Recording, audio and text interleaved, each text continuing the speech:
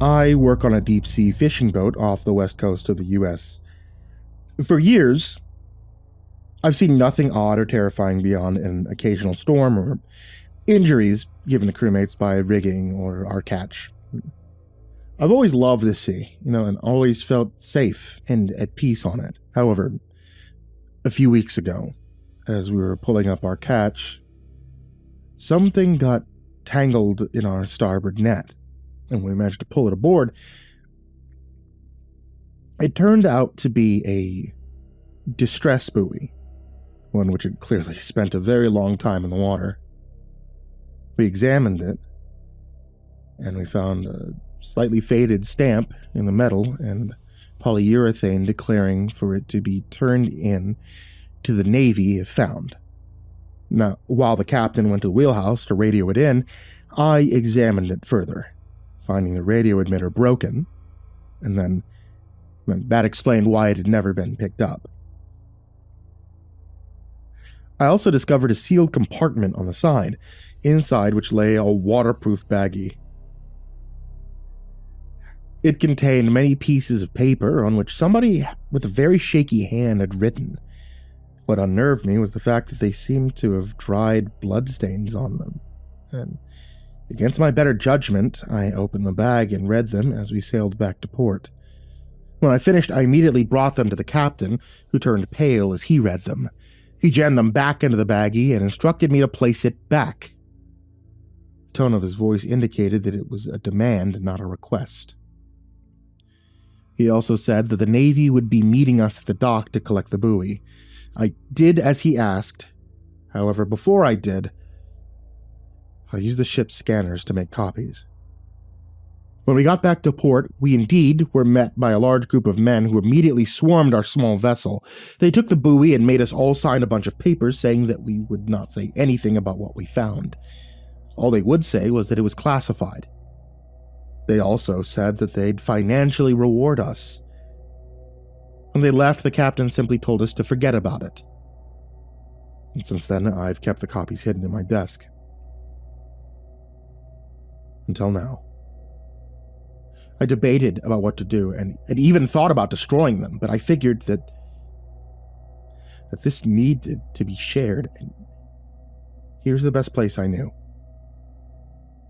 I know I'll likely get in very serious trouble for this, but I'll deal with it when I cross that particular bridge.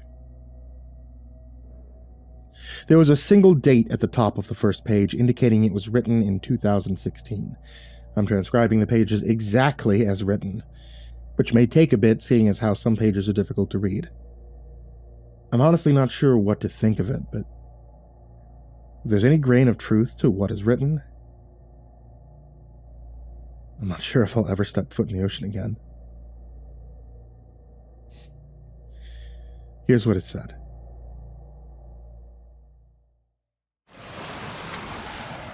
To whoever finds this message, I beg of you, do not let anyone attempt to mount a rescue operation for us.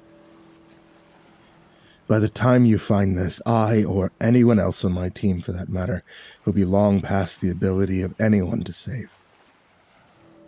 I'm only writing this so somebody in the right position on the surface may have an account of the horrors that have befallen us down here, in the dark and cold void which has become my colleague's eternal tomb. And very soon, will become mine as well. And as a warning, to try and ward off any other scientists, military, or anyone for that matter from attempting to recover what we had been sent down here to uncover and study. It may end up being in vain. God knows I know all too well now that us humans often fail to ignore the warnings that are subtly given to us to stay away, even when they're directly under our noses. But I have to make an attempt anyway with the little time I have remaining, before they find where I've hidden myself. For the record, my name is Desmond Windows. I'm 35 years old, and I'm Well, I was a professor at the University of Oregon Institute for Marine Biology. I've been teaching there for the last 8 years after graduating at the top of my class. I always had a quick thinking and tenacious mind, able to outthink and outperform even some of my own teachers. Due to my accelerated performance, I ended up graduating 3 years earlier than intended. I was personally contacted by the dean himself, asking if I'd be willing to take up part-time tenure to help the small and very much overburdened staff down in Charleston. I immediately accepted the offer. I always loved being able to teach others about my passion for the ocean and all of its creatures, but I told him that I would also be out at times of the year, since I also already agreed to sign on with a large oceanic research corporation, which for personal reasons shall remain unnamed.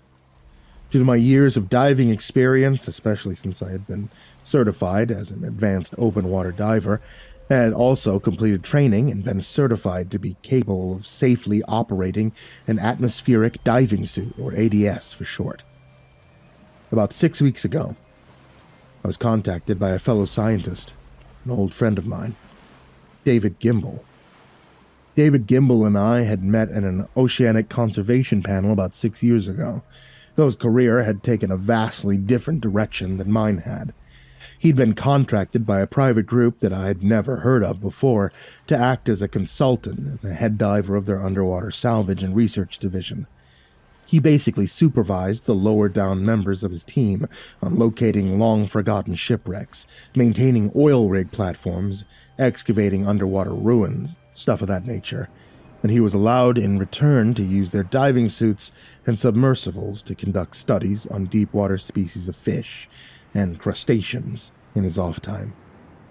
He told me that the group had heard about my merits and expertise, not only on working in deep water, but also about my secondary degrees in ancient languages, archaeology, and oceanography, and they were interested in signing me on to an expedition currently underway.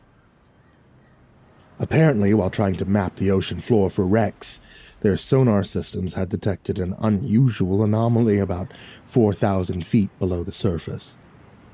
They had passed over the anomaly a few times more, using an advanced system called side-scan sonar. Basically, for those who do not know much about mapping the seafloor, it works almost exactly like the sonar systems that you have in all boats, except you use a towfish, or a torpedo-shaped device that trolled behind the boat, which emits conical pulses towards the seafloor across a wide area perpendicular to the path of the sensor, and in basic terms, creates an image or map of the seafloor it passes over. When the team had reviewed the map created, they were shocked to see what appeared to be ruins on the bottom, across a 3-mile wide area. They had also discovered an American World War II battleship located less than half a mile from the ruins, dug sideways into the seafloor. To them, they had more or less hit the jackpot. A previously undiscovered shipwreck, which would net them a hefty financial discovery fee from the Navy. It would appear to be sunken ruins from some ancient civilization which had once been above the water. It's stuff people in their profession usually only dreamt about. Immediately, plans had been put in play to set down a deep ocean research station for scientists, biologists, and other assorted team members to be able to study both sites. I stopped him at that point and asked him why they would need either me or him, which both of us knew how to pilot submersibles and ROVs. Our forte was in ADS suits, and the deepest one could certainly go so far, and one was about 2,000 feet down, only halfway to the distance the sites were in. He leaned in, and in a hushed tone explained to me that the group had an almost absolute secrecy, with the exception of the appropriate agencies. Needed to certify and approve it for safety, developed an advanced version of the new exosuits that could withstand the pressures at over 5,000 feet underwater. They said they could theoretically keep you safe to 7,500 feet, he told me. But it's untested.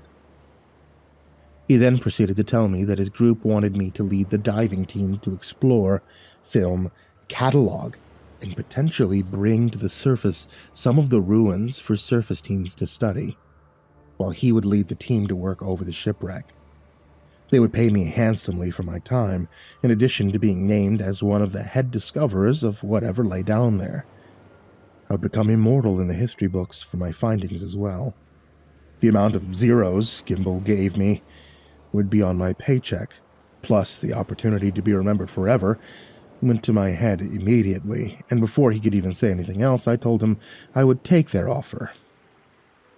Such a goddamn stupid decision. I was almost immediately afterward flown from the US to New Zealand, where I boarded the group's ship, the Oceanic Explorer, in Auckland, and spent almost a week heading out to our destination, which lay about 200 miles from the Pitcairn Islands. When we arrived, we were greeted by 5 other ships clustered around one area of sea, 2 belonging to the same company and 3 the Navy. They had rigged a platform that dangled between them, where the submersible could arrive, dock, and then disembark again into the depths. Once tied up with the other vessels, Gimbal and I were taken to a private briefing led by a man who clearly couldn't even fit into a diving suit if his life depended on it. No, he was clearly a topside leader. He sat us down, and after having us sign over a half a dozen non-disclosure agreements, to make sure we wouldn't blab to any reporters before they could announce their findings themselves, you can tell they had been fucked over before more than once by that problem, he showed us the map created by sonar. Both of us stared in almost utter shock at what we saw. They were definitely ruins, all right. They lay in many patterns, the innermost almost circular in pattern with outcroppings leading off in a straight direction. That was the biggest giveaway. Nature doesn't do such straight lines. He also pointed out that the battleship wreckage lying off the side, which David focused on, but I was too enthralled by what I saw to care. I studied every inch of the sonar image of those ruins, mentally mapping them into my mind, deducing where the best place to start my sweep would be. My mind was racing with endless possibilities as well. How old would they have to be to remain undiscovered for so long? Certainly I could understand why nobody had ever found them. We've only explored about 5% of the ocean so far, and anything could be hidden in that remaining 95%. After we'd finished with our regular briefing, the man named Lee Casey warned us that a tropical storm was brewing about 80 miles to the west of us, and was headed in our direction. He told us that if it didn't alter its course, the topside ships would have to pull out to a safer location until it passed. Which he said out here could take a couple of weeks. We'd also be out of radio contact with them as well, which meant if any emergency arose beneath the waves, all we'd have would be the onboard doctor, her staff, and her equipment. We both told him that we understood, that we'd make sure to keep ourselves and our team as safe as possible. After we were both ushered from the ship onto the platform, where a lone 3-man submersible waited to take us down, carrying only one duffel bag of clothing and personal belongings each, we squeezed into the tight interior, and the hatch was sealed. 2 safety divers swam around us, making final checks to be sure the submersible was ready for the descent. One approached the small window in the front and flashed the OK sign to our pilot. I craned my neck to catch a final glimpse of the orange sunset disappearing on the horizon, and then we slipped quietly below the waves and began our descent into the deep. There's a reason why the area of water where we were heading is dubbed the Midnight Zone. When you're down there, you're so far from the surface that no light can reach you, aside from the artificial lights of the sub, or the occasional flashes made by deep-sea creatures. There's nothing around you but blackness, an impenetrable darkness that almost seemed to reach out with vast, unseen clawed hands to wrap around you like it wished to suffocate you in its unending embrace. Even when you've dove in water this deep 100 times, you still get an eerie, almost primal sense of fear looking out past where the light cannot reach, because you can't see what lurks just beyond the veil. I feel ashamed, like a little child afraid of monsters under the bed or in the closet, by saying that I felt a huge sense of relief when I spotted the station appearing beneath us. The darkness shooed away by dozens of lights mounted on and around it. I could see other divers in what had to be the new exosuits plodding around the outside of the base, setting up their final camera systems and setting down huge cases of equipment for the coming days and weeks of exploration and surveying.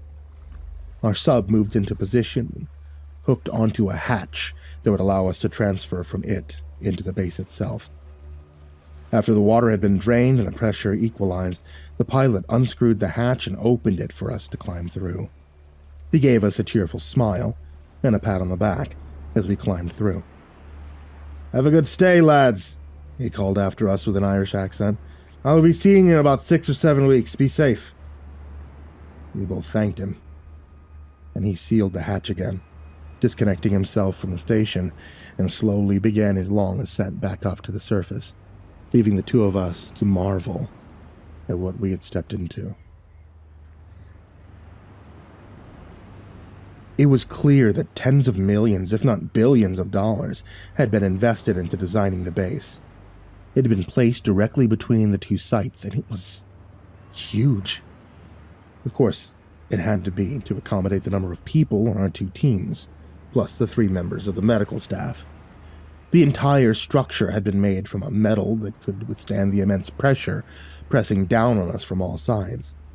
You could always hear the structure creak and groan as it won its endless battles with water outside. Right away, we were met by the base's leader, a tall, lanky man with hair that stuck out like the spines of a sea urchin named Carruthers. He showed us to our cabins to drop off our gear, then escorted us to the main observation area and operations room, located on the center of the base.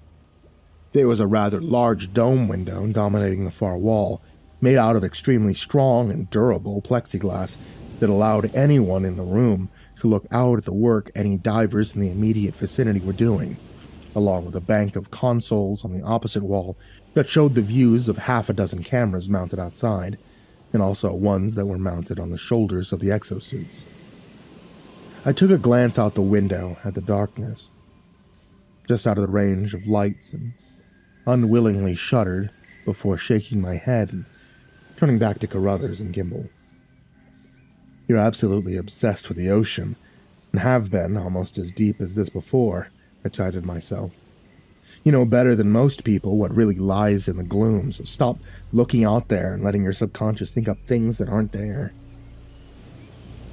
Shaking the feeling from my mind, I focused in and listened to the man speak. He filled us in on what had been done so far.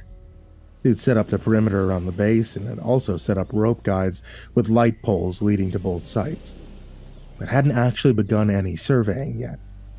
They'd been instructed to wait on our arrival to begin the stage of work. We were to rest up, meet our respective teams when they returned from outside. Tomorrow, we would both set out on our respective paths to begin our initial sweep. We would each be in charge of 6 people plus ourselves. He told us that everyone had been handpicked by the group's board members for their qualifications and merits, and that they could all handle themselves under intense pressures and time constraints. All they needed were natural leaders, and that was us. He first walked David through the info they had acquired on the battleship, and this time, I chose to listen out of sheer curiosity. He said the ship had gone missing halfway through the war without a single trace. The last report had been that they were about to be battered by a huge storm, but their last known location was what baffled me. According to the declassified military records they'd been given by the Navy when the last known position had been transmitted, it was all the way up near the Philippines, thousands of miles away from here. My mind raced with confusion. trying to use reason and logic to come up with a sensible conclusion. How in the hell could they have been blown this far off course? I could understand they could have maybe been blown a few 100 miles from where they should, but this far? Surely they should have noticed, if not with their equipment, then at least by maps, the stars, the constellations. At least the fact there was no land for hundreds of miles. It couldn't make sense of it. The look on David's face told me he had the same thoughts. Carruthers explained that the U.S. Navy had been notified immediately about the wreck, and they had asked personally if it was photographed and documented for their records along with ours. He was the primary reason for their financial aid. They wanted to know what had caused the wreck as much as we did. After he finished, he turned to me and only said very brief words about my expedition. There wasn't really much he could say anyways. They had little to no information about the ruins other than what I had been told on the surface and the sonar map. He did say that he wanted my team and I to move very slowly, as nobody could tell how old they really were. After we finished documenting and cataloging everything where it lay, then we could begin to see if we could lift any pieces and bring them back to the base to study. I told him I understood. We were ready when he deemed it was time to go. Inside, though, I was bursting with excitement and giddiness of a child discovering a Native American arrowhead in a stream.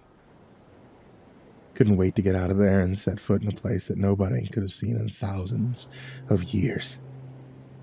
Even still, and though I mentally kicked myself for the ridiculous emotions I felt, I still refused to turn and look out into the abyss until I left the room and closed the hatch behind me. That evening, we met everyone at dinner in the galley. My team was comprised of 4 men and 2 women: King, Alton, Figueroa, Brockman, Notting, and Carpenter. All of them were very experienced deep-sea divers. King, Brockman, and Notting were all commercial salvage divers. All 3 had worked together for over 10 years. You could easily tell that there were a distinct camaraderie between the 3 of them. Alton, Figueroa, and Carpenter were more along the lines of my work. Figueroa being a fellow marine biologist and oceanographer herself, and Alton and Carpenter had both graduated from Florida State with degrees in archaeology and oceanography. They were also accredited surveyors. We soon all struck up a friendly vibe from various discussions about our shared love of the water, of 80s horror movies, and various other subjects. And within an hour, we're laughing and joking like we'd known each other for years. I could see David had also won over his team, though I'd never gotten the time to properly learn any of their names. Now that I think about it, I never really learned any of their names, except for the few he ever said to me. We finished up eating and then each retired to our respective quarters to rest up for the huge undertaking we'd all be facing tomorrow. And while we may have all gone to sleep wishing the other pleasant dreams, with the exception of Figueroa being an apparent prankster, she snuck a rubber eel into Notting's bed, causing him to scream with an almost girly, high-pitched scream, which caused the rest of us to burst into uncontrollable laughter. I couldn't fall asleep peacefully. My mind was unable to shut down, and I tossed and turned all the while feeling like there were fingers running themselves around the inside of my head. I glanced at one of the only personal possessions I had brought with me on the metal table beside the bed, a framed photograph of a smiling face. Long, raven black hair, olive-colored skin, and emerald green eyes. A white smile beaming out from an amazingly happy moment. Jackie. I turned away, unwilling to let my mind dive down that road, and again felt that weird feeling like my skull was being massaged and probed around from within. For a moment I swore I could almost hear her voice calling my name. Desmond. I shook it away, forcing myself to ignore it and fall asleep. Knowing what I do now, though, If I'd realized what it meant, I almost feel like I would have willingly walked to one of the diving airlocks and let the water rush in, drowning all of us. It would have been a death less horrific and painful than what they ended up with. We awoke early the next day, all buzzing with anticipation of what we were about to do. My team and I were directed into the east airlock, and David and his were sent to the west. We all helped one another into our suits, and one of the medical team checked to make sure they were all pressurized and sealed. They sealed the inner airlock and then flooded the room, pumping in seawater from outside. Once the room was completely filled, the outer hatch opened, and one by one, we slowly stepped out into the void. They had definitely done an amazing job on the exosuits. Can't deny that. They withstood the pressure outside perfectly and were only as slow and cumbersome as the older models were. Like the previous model, they were equipped with shoulder-mounted lights, built-in heating units to keep the freezing cold of the outside water at bay, and a remote camera mounted on the side of the helmet for Carruthers and the rest of the people inside to watch. Also brought over were 2 thrusters mounted on top of our oxygen canisters. They were controlled by joystick and switches inside the suit. Walking around on the bottom of the ocean is almost exactly like walking on the surface of the moon. It's extremely slow going, so the thrusters aid you in moving around at a faster pace. We made sure our comms were working, both between each of us and the base itself, and after quickly instructing my team to stay safe, take their time working, keep in constant communication, and most importantly to always work in teams of 2 and never wander off alone, we moved over to the equipment waiting for us near the beginning of the guide rope, picked it up, and then began our journey towards the ruins. The trip took us about 15 minutes to make. I was thankful for the guide rope and the lights that were spaced about 30 feet or so along the line, and after all, down here all it takes is a split-second one step into the darkness and you can easily become lost and disoriented. Your stories stretching as far back as the beginning of deep-sea diving of divers who became lost in the blackness, never to be seen again. I kept my gaze focused straight ahead of me, waiting to see my first glimpse of the reason I had been brought down here. A few minutes later, I was rewarded for my vigilance. Holy Jesus, Mother of God, I heard Figaro almost breathe.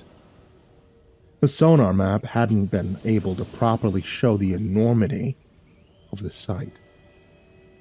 The first stone pillars we saw, covered with ages of muck, algae, and growth, rose high above our heads, almost to the point that the top of them were out of sight in the gloom provided by the final guide light.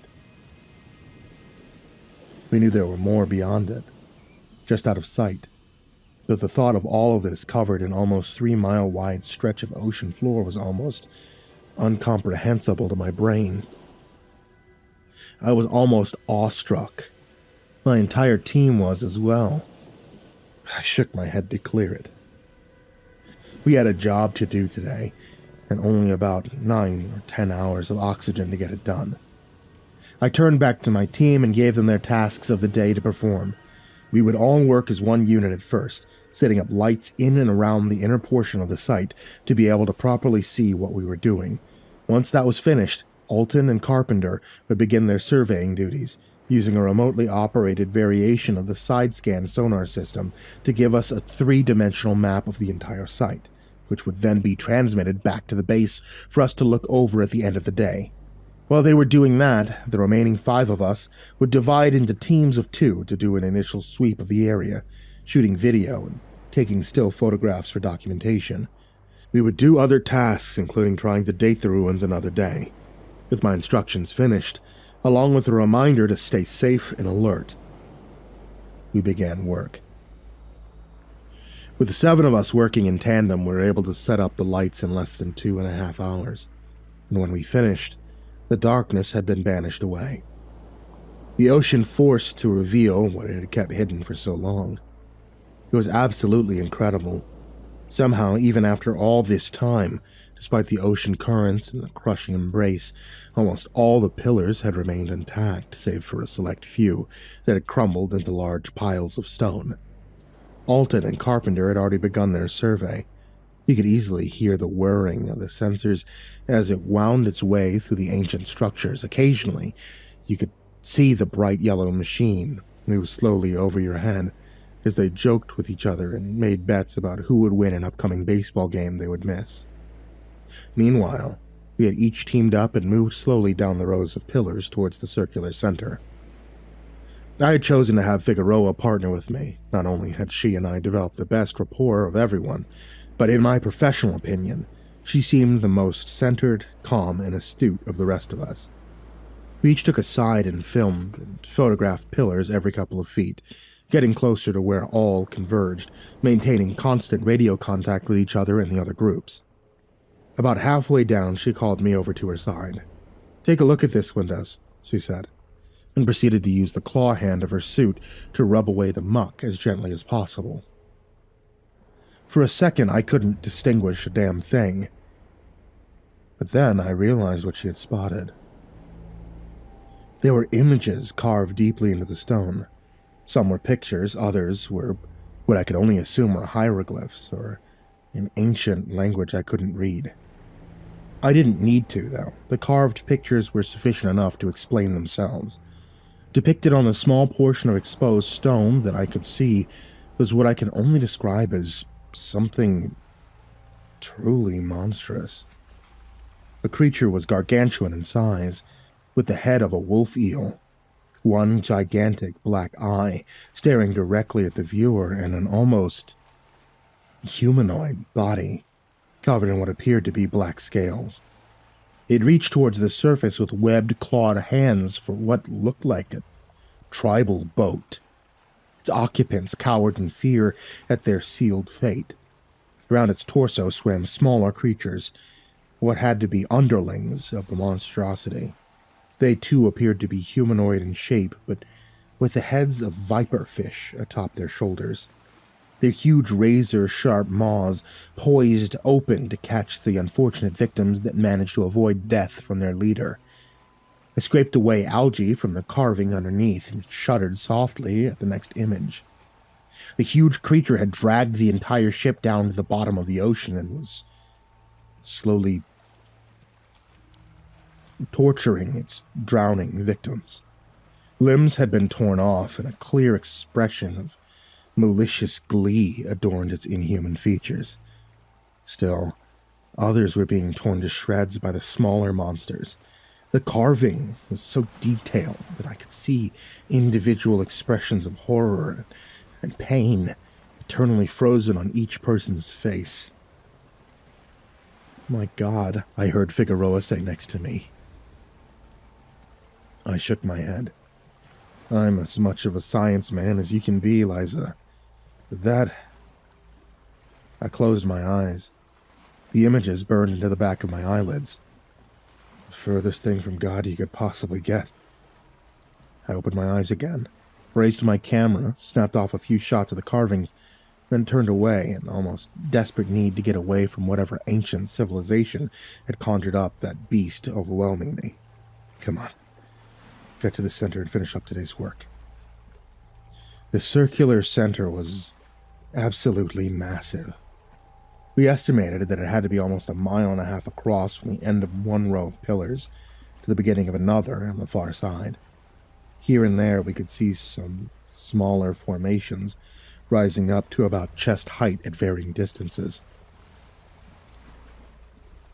But for the most part, it was flat, save for an odd spiral that had been carved into the smooth stone, deep enough that the outline could still be seen when you dropped down onto it. You could feel the dips, even through the ages of mud and muck that had accumulated over it. We all moved out to a distance of about 5 feet from one another, as a team slowly moved across the other side. We were about halfway across when I heard nodding, let out a shout of surprise, followed by curses. "Everyone stop!" I called. "Nodding, you all right?" "Yeah, I'm fine," was the muttered reply I received. I needed more information, though. When you're working deep underwater, one small mistake can cost a diver's life. "What happened?" I pressed.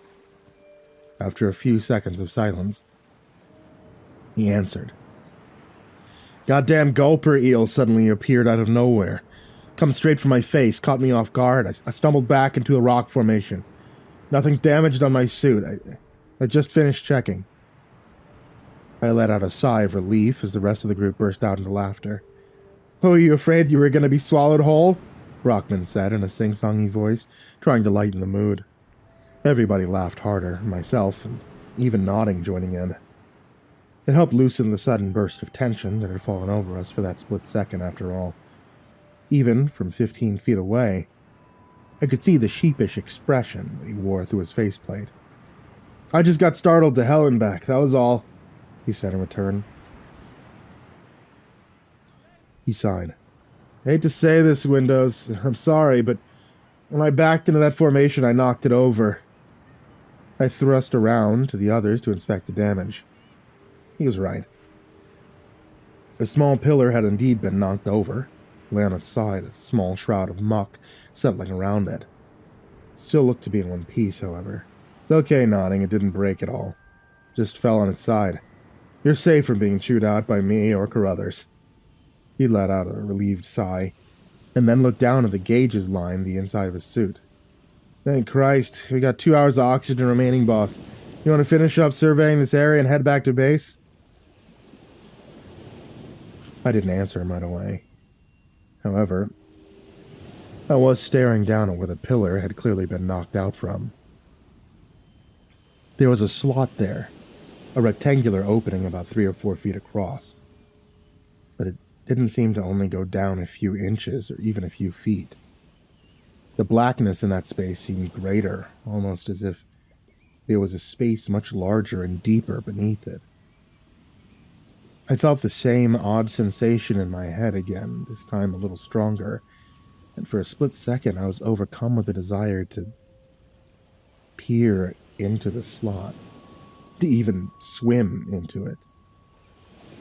It was almost as if something had hooked itself into my brain and was trying to reel me in. I was snapped out of my moment by Brockman calling my name. "Windows?" she asked tentatively. I looked up at everyone. They all wore puzzled, confused expressions on their faces as they stared at me. Shaking away the last tendrils of my insane thought, I pulled myself together. "Yeah, you're right, nodding. Let's finish this area and be done for the day." The next 3 weeks proceeded without incident for my own team, as well as David's. We both made very good progress on our respective sites, cataloging and documenting extensively. The feeling that I'd had during that first dive hadn't returned since, and I felt more like myself, more eager to learn all we could about the ruins. The surface team had contacted us 2 days ago and informed us that the storm was almost on top of us, so they would have to pull back until the storm either passed by or blew itself out. They did, however, authorize us to bring back a few pieces of the site to further study, very selectively chosen 3 smaller ones, using commercial lift bags to float them back to the base. Once inside, they had been brought to the lab for us to clean up and study. There had been more carvings depicting the same monster as I'd seen in the carving I examined the first time, along with what we now were sure had to be a very ancient language. Using specialized scanning equipment, we had put it into a computer and had set it to attempt to translate to English. So far, it had been running for almost 3 days with no success. We headed back out in the meantime to document the outer edges of the site, one of what we assumed to be our final initial passes. We had again divided up into teams of 2, and had fanned out over a distance of about 100 feet from the next team. This time around, I'd paired up with Carpenter, who'd volunteered to help me photograph and film the end of one particular row of pillars. We were about halfway done with our job when I noticed a glint of something red and metallic, reflecting off the glow of the nearest light. I turned, and I felt my jaw drop open. What in the absolute fuck? I was staring at a tricycle. A goddamn red children's tricycle sitting perfectly upright on the bottom, not even 20 feet from me. Confusion filled my mind. How in the hell did that get down here? I narrowed my eyes and tried to think of a logical explanation. It could have fallen off someone's boat as it passed over the area, but there were two things that seemed wrong to me. If it had fallen off someone's boat, it had to have been very freaking soon. It had all of its paint on it. There was absolutely no signs of rust. Not to mention that there was not even a tiny bit of algae covering it. But more unsettling than that was the creeping sensation I felt. That tricycle. I couldn't put my finger on it, but it looked familiar. Almost as if I'd seen it before, somewhere. Trying to shake off the odd feeling, I turned and called the carpenters back. Hey, Sean, would you fucking look at this? I just found an honest-to-God tricycle down here on the... I trailed off as I turned back. It was gone. It had vanished into thin air, or in this case, thin water. I blinked a couple of times, trying to rationalize with my own mind. What the... I shook my head hard, then looked down at my gauges, suddenly concerned with my own safety. Am I developing NN? A nitrogen narcosis? It's a reversible, but at these depths, a very dangerous altercation in the consciousness caused by the anesthetic effect of certain gases at high pressure, which comes with a variety of symptoms, one of which includes auditory and visual hallucinations. To combat this, we were using a mixture of helium and oxygen in our air supply, but at these previously unventured depths with diving suits, I wonder if the mixture wasn't potent enough to ward off the onset. You say something, boss? I heard Carpenter call behind me. Still trying to come back to a conclusion in my own mind, I decided not to tell him what I'd seen. Not yet, anyway. No, nothing, man, I called back. For another minute or so, I gazed out into the darkness, trying to piece together jigsaw puzzles in my mind to figure out if we should head back or not. Just in case my assumptions were correct. I decided I'd be better to be safe than sorry. Hey, Sean, let's round up the others. Head back to the base. Something's not right here. He didn't answer me. I turned, my worry giving way to a small twinge of annoyance. Did you hear me, Matt? Carpenter was gone. There was absolutely no trace that he'd ever been there except for his bag of gear, which lay untouched where he'd put it down. What the shit? I looked down the row of columns to see if I could see the orange-yellowish outline of his suit, or the beam of his shoulder lights. Nothing. Where the hell did he go? Couldn't have slipped away that quietly. The thrusters make too much sound to do that. And unless he's somehow mastered running away underneath an 800-pound diving suit, he couldn't have disappeared on foot. Confusion gave way to the first tendrils of worry. I looked up at the nearest team to me, which was Figaro and Brockman. Hey guys, I called out in a voice that shook a little. Did either of you see Carpenter pass by you? They both looked over in confusion at me. No, isn't he with you? I didn't answer. Worry had begun to be crept up on by the first real tendrils of fear. I tried to keep my mind in check. I had to control myself. All of my team were counting on me to get them back safely, but in my mind, I couldn't help it. The memory shot back to a painting I'd purchased for my house about 3 years ago. A painting of a deep-sea diver in an old-school suit, light emanating from his helmet, as dozens of huge tentacles appeared behind him out of the gloom, ready to snatch him into an eternal embrace and drag him backwards to a watery grave. I spun around to face the darkness that I had turned my back to, almost half expecting to see that very sight before me, but there was nothing there, just blackness. By this time I could hear the rest of my team churning up a frenzy over the comms. They had all heard me and were now calling out, trying to get Carpenter to reply to them. But to no avail.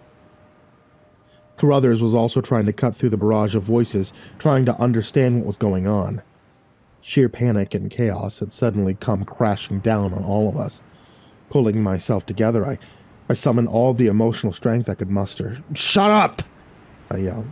as loud as I could into the mic. The jumble of voices ceased immediately. Quickly, I relayed to Carruthers what had happened and asked him what the best course of action would be to take, with the knowledge that we only had about an hour and a quarter of air remaining.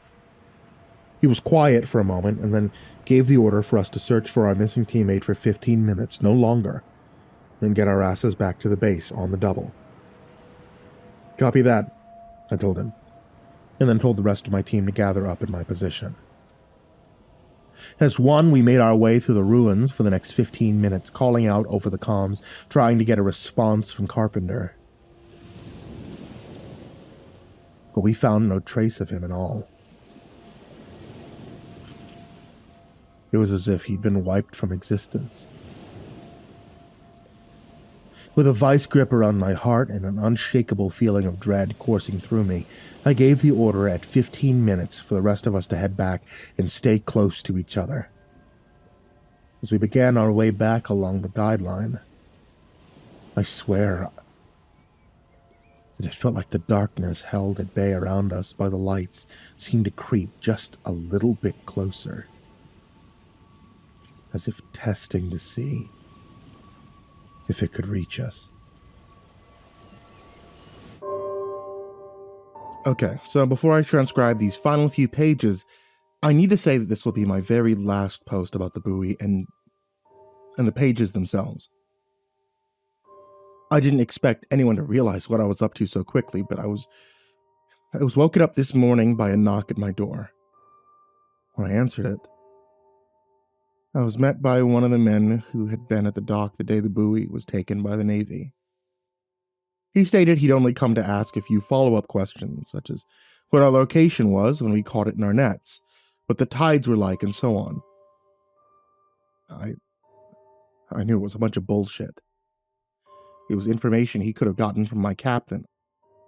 He knew that I knew it as well. That's when he not so subtly began threatening me, speaking about prison time, and worse for leaking, as he put it, confidential documents before leaving. I'm currently packing my suitcase and leaving a message for my real estate agent to talk to her to list my house for sale, along with one to my captain, telling him I won't be showing up anymore.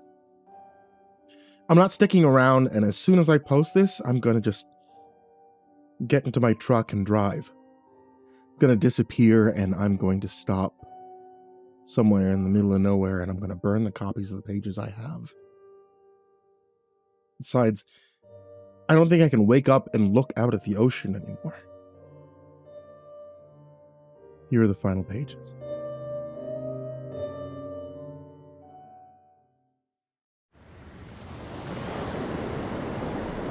When we got back to base, we found even more chaos when we left. As we exited the airlock, Figueroa and King supported Brockman, who was now hysterically crying. I heard confused and angry shouting coming from the operations room. Instructing Brockman be brought to the medical bay to have her checked out, I removed myself and my team and headed towards the half-open hatches to see what the commotion was about. When I pushed open the door, I saw David, standing inches from Carruthers' face. His face a mask of panic and rage. "The hell's going on out there?" he almost screamed. I hurried to get in between the two of them, in case my old friend ended up losing his temper enough to physically assault our commander. Pushing them apart, I turned my head to look at both of them. Whoa, what in the name of God is going on? David looked at me, and in his eyes I saw something I never had before. It made me feel uneasy. There was a mixture of pure animalistic fear and defensive anger there. He began to shout again, but I grabbed him by the shoulders. "Calm yourself, Dave. Yelling isn't going to help anything right now. Take a deep breath and tell me what happened." He bent almost in half for a moment, trying to suck in deep breaths of air before standing up and telling me. 3 of the 6 members of his team were gone. He'd been exploring the wreck, discovered a massive fissure in its hull, almost as if it had steamed headlong into a reef. They were documenting the apparent cause of its sinking, when a strong rush of water had caught him and the 3 others in his team, picking them up off the ocean floor, almost flinging them over a dozen yards from where they'd been. Sea floor had also been kicked up, making visibility difficult to see. When they'd been able to make it back to the side of the wreck, the other 3 were just... they were gone. There was no trace of them at all, almost exactly like what happened with Carpenter. I turned to Carruthers and asked him if there was anything at all about the 2 sites that he knew that we didn't. He insisted that he had no knowledge he was withholding from us. I felt too emotionally drained to try and push the issue, so I turned to my colleague and in as calm a voice told him that there was no use in fighting that didn't use up unnecessary energy, and we needed to keep our heads level, if not for our own sake, then the rest of us. He looked at me hard for a long moment, and then he nodded, before turning and heading back through the hatch. With the situation diffused, I turned back to Carruthers. Has the storm above us blown out or passed over yet? Do we have any contact at all with the surface? He rubbed his hands over his eyes. He looked like he'd aged 10 years in 20 minutes. No, he said wearily. The storm was still directly over our heads, and though he'd tried the emergency long-wave radio, he had received no response. Until it passed, we were completely cut off. I rubbed my own eyes and then told him that until we could reestablish communication with the surface team, it'd be safer if no one else went outside. He agreed, then turned and slumped into his chair, his body sagging with the weight that had now fallen on his shoulders. I left him alone, glancing back at his back. Despite my own grief and fear, I couldn't help but feel sympathy for the man. He'd be the only one who bore the brunt of the flame for this, since he was the commanding officer on the station. I shook my head and I exited, closing the hatch behind me, and hurried to check on Brockman. Thankfully, she'd only suffered a minor emotional breakdown and had given a light sedative to help her sleep. The rest of the teams were instructed to go and get some rest, and one by one, they filed out of the medbay, their expressions all a clear mix of anxiety and fear. Letting them go, I decided it would be best if I spoke to the head doctor about what I'd seen out there. Pulling her aside, I described in detail the moments leading up to Carpenter's disappearance, along with the thoughts that I'd been having. She listened intently, and then commended me for my rational thinking. She did agree that I could have been affected by an early onset of nitrogen narcosis, and took 2 blood samples to check, see if our hypothesis was correct. As I left, she also informed me that the computer in the research lab had beeped once, indicating a partway translation success. I thanked her, and then headed to the lab to check before resting myself. Entering the dimly lit room, I crossed to the computer, shook the mouse to bring it out of hibernation mode. The screen came to life and glowed brightly. The one word it had depicted proclaimed in big, black letters, "Away." As I turned to leave, a voice from the other side of the lab made me nearly jump out of my skin. Desmond. Whirling to face whoever had said my name, I found Figueroa, sitting at the examination table, one of the carvings laying in front of her. Good God, Liza, gave me a heart attack, why don't you? I said, leaning against the wall to steady myself. She gave me a small, strange smile. Sorry, I thought you'd seen me. I held up a hand in the universal sign of it's okay. What are you still doing up? You should be trying to get some rest like the others. She motioned for me to join her at the table. I walked over. My mind's still racing too much to try to sleep, at least yet, she said, and then gestured to the carving. Have a look at the depictions in this. With a quick glance at her, I pulled on a pair of sterile gloves and gently pulled it towards me. This the carving they're trying to translate? I asked.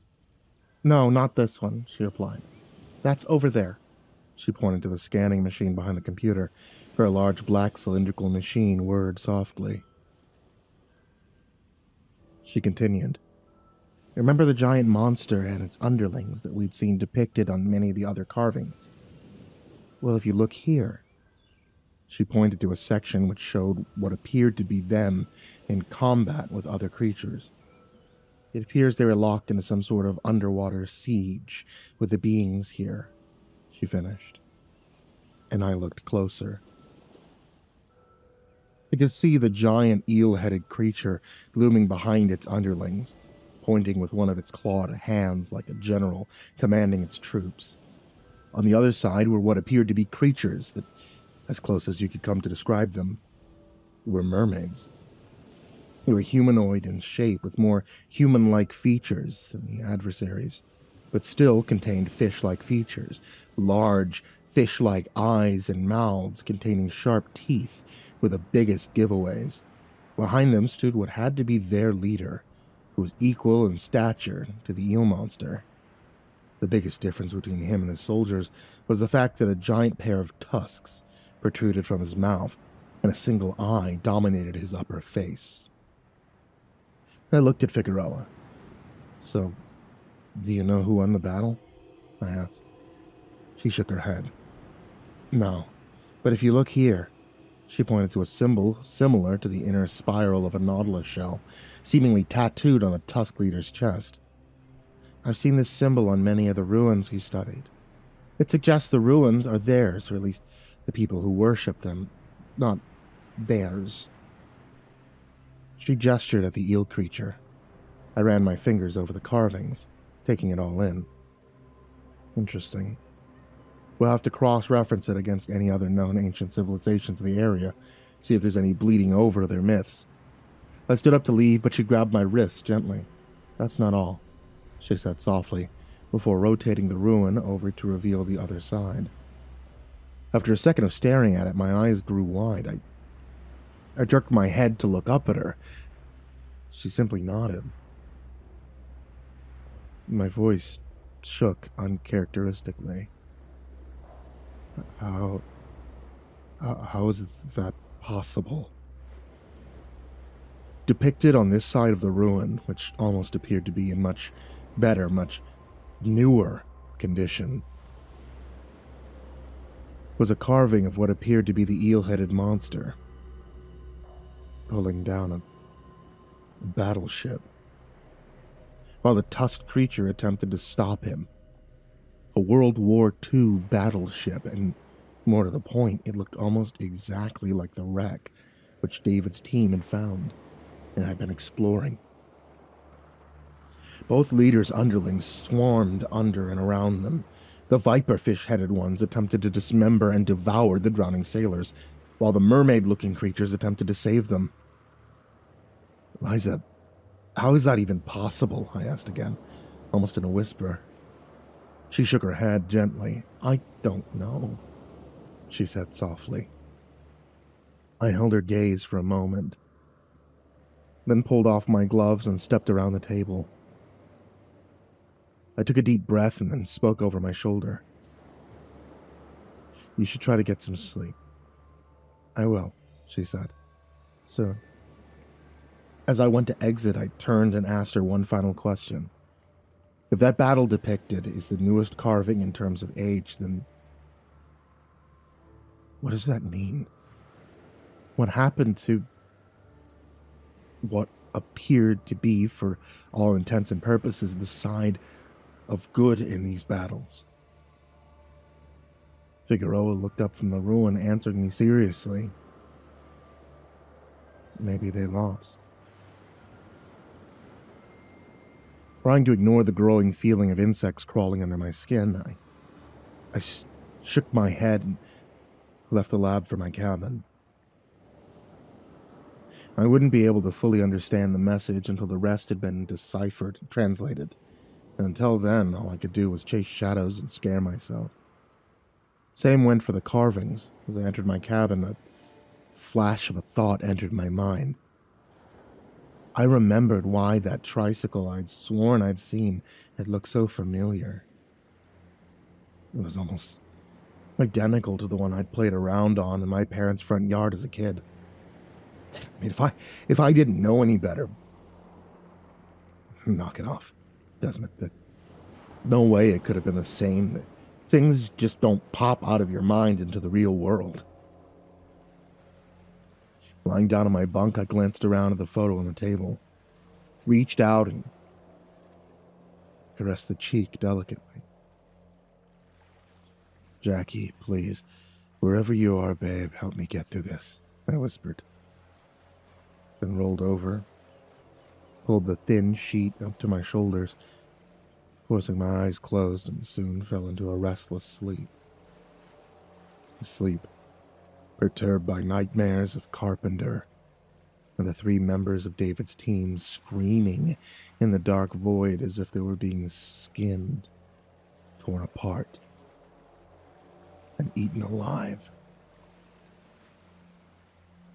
"Desmond?" I rolled over in my bunk, fighting back the waking world. I grunted. "Desmond, darling." I pulled myself partway out of my slumber.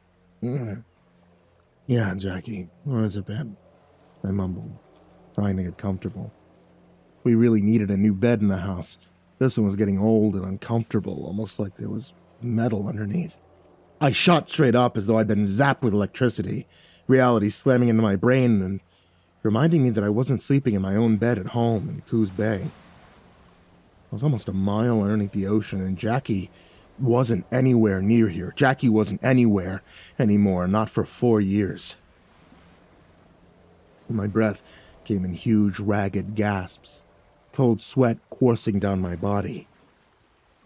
You couldn't have heard that. It was part of your dream. You didn't actually hear her voice. That's what I kept repeating to myself over and over, willing the mantra to sink in. After a minute or so, I started to believe it. Forced myself to lie back down. I turned back onto my side and began to close my eyes again, where a loud, piercing scream suddenly rang out from the corridor. My mind reacted faster than my body could relay information, and I flew out of bed, promptly tripping over the sheet that had entangled itself around my legs, rubbing my head where it hit the grated floor. I stumbled back to my feet and raced out into the hall. Everyone's hatches were open, and frightened faces all peered around the edges. All except one. I rushed from my cabin towards Brockman's half-closed door and yanked it open. She lay there, quivering, back against the corner of her bed that was nearest the wall, her knees pulled up against her chest and her head tucked in them. I slowly crossed the room and I knelt in bed in front of her. "Brockman." She didn't respond. I tried using her first name. "Tish. What happened?" A muffled reply came from between her knees, which I couldn't hear. "What?" She raised her head slightly, not enough to reach my eyes, and this time I heard her clear enough to understand, though her voice was muffled, still muffled slightly from the mucus freely flowing from her nose and over her lips, giving it almost a burble. "I heard him." A shiver passed down my spine, though I couldn't understand why. "Heard him? Who's him? Who did you hear?" I asked gently. She raised her head completely, now meeting my gaze. She wore a look of almost petrified terror in place of the usual relaxed and happy expression I'd grown to know and care about. Her voice trembled furiously. "I heard Sean calling out my name in the dark, asking why we left him there. He said...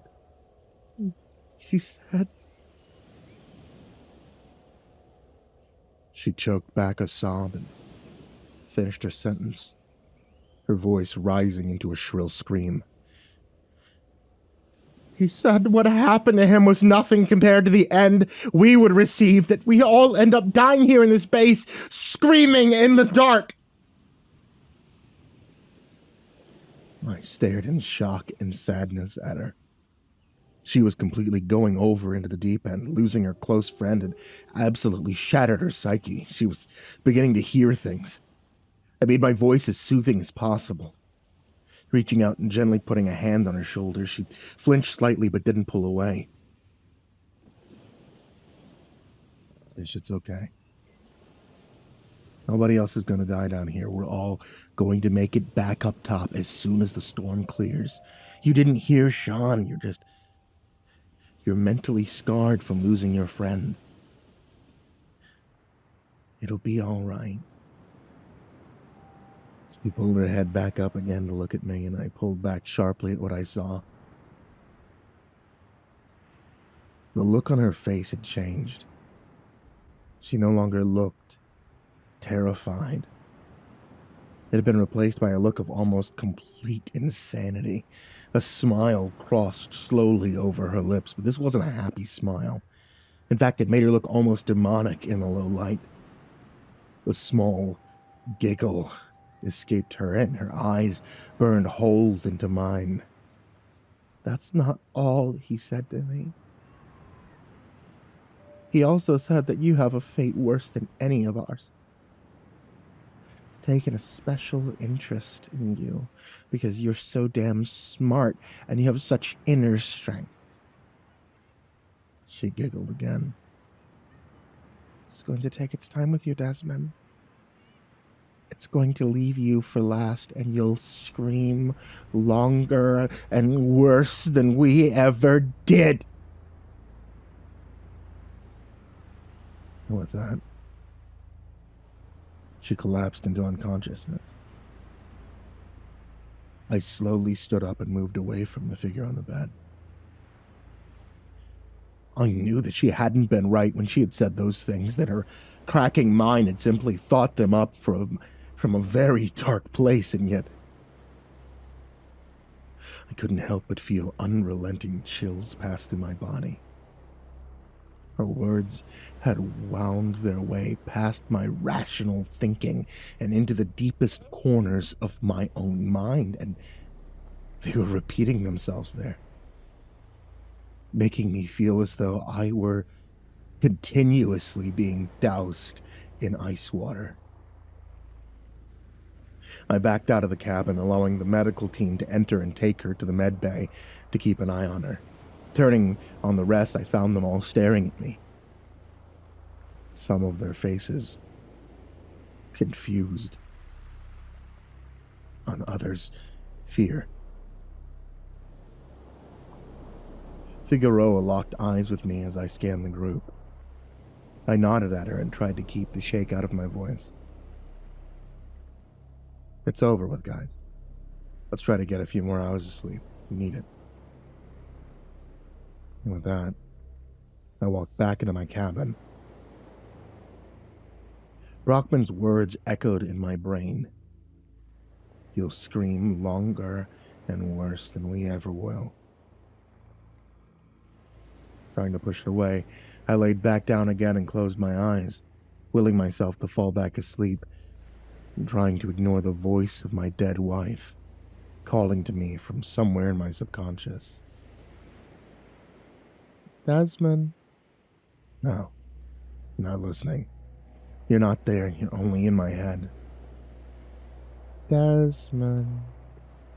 Still not listening. Desmond! I shot up in my bunk. That voice had been one of the team. It came again. Desmond, wake up and get in here. I stumbled to my feet, careful to make sure I didn't trip again on the sheets, and ran barefoot into the corridor. I recognized the voice now. It belonged to King, and it was coming from the operating room. Flying through the open hatch, I turned and saw him staring into the bank of monitors that showed the external views from the cameras mounted on the exterior of the base. Joining him, my breath was wrenched from me like a knife had just pierced my lungs. On the screen from the camera facing out from above the eastern airlock was an image we couldn't possibly be seeing. Tell me you're seeing that too, Windows, King said in a voice that shook slightly. I could only nod in response. There was a diver out there. Whoever it was standing with their back towards the camera, but we could tell it was one of our own dive suits. I asked him to zoom in on the lower part of the thruster assembly. Each individual diver had their name stamped on their respective suits to avoid confusion. We'd all be able to tell who it was. As the letters came into focus, both of us let out our breaths in a huge gasp. That's Carpenter, King whispered after a moment. I kept on blinking my eyes, willing for the letters to change, but they remained the same. That's fucking impossible, I said. He would have run out of air more than 10 hours ago. There's absolutely no way he could possibly still be alive. He looked over at me, his eyes showing that he was trying to make sense of what was before us, but unable to. Then how in the hell did his body float all the way back here? I couldn't think of anything to respond with. Even though I'd wanted to, I couldn't. Carruthers, Figueroa, and Nodding must have heard King's shouts because they entered the room. Figueroa rubbing her eyes. What's going on? She asked sheepishly.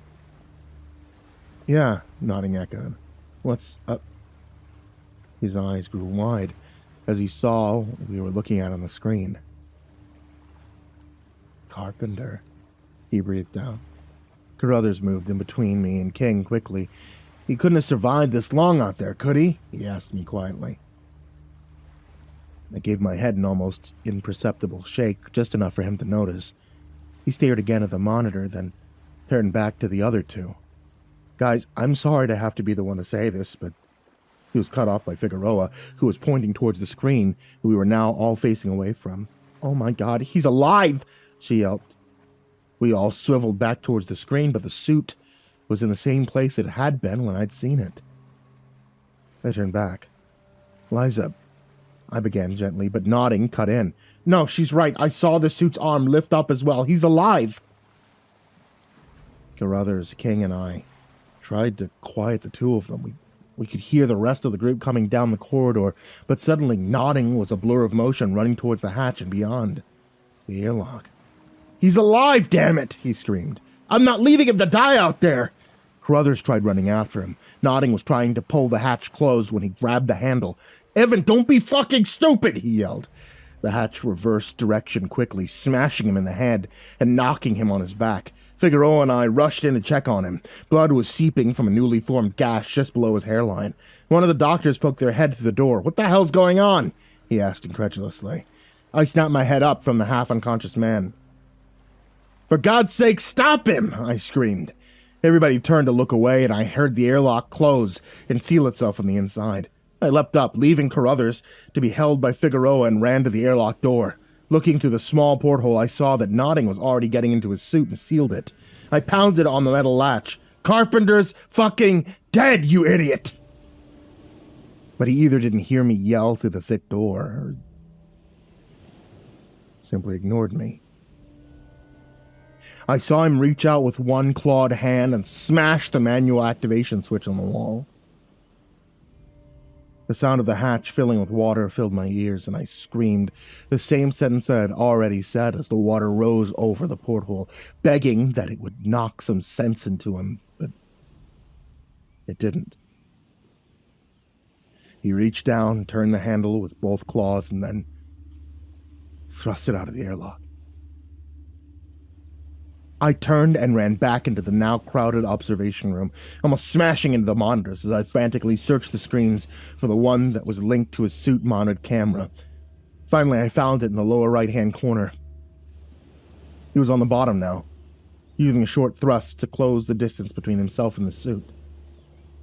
I searched for the button to establish comms with his suit and stabbed it when I found it. Gripping the microphone tightly, tried to speak in as calm of a voice as I could muster. Evan, please listen to me. Please come back to the airlock. No, Desmond. He's alive, he replied defiantly in a small burst of static. Evan, please.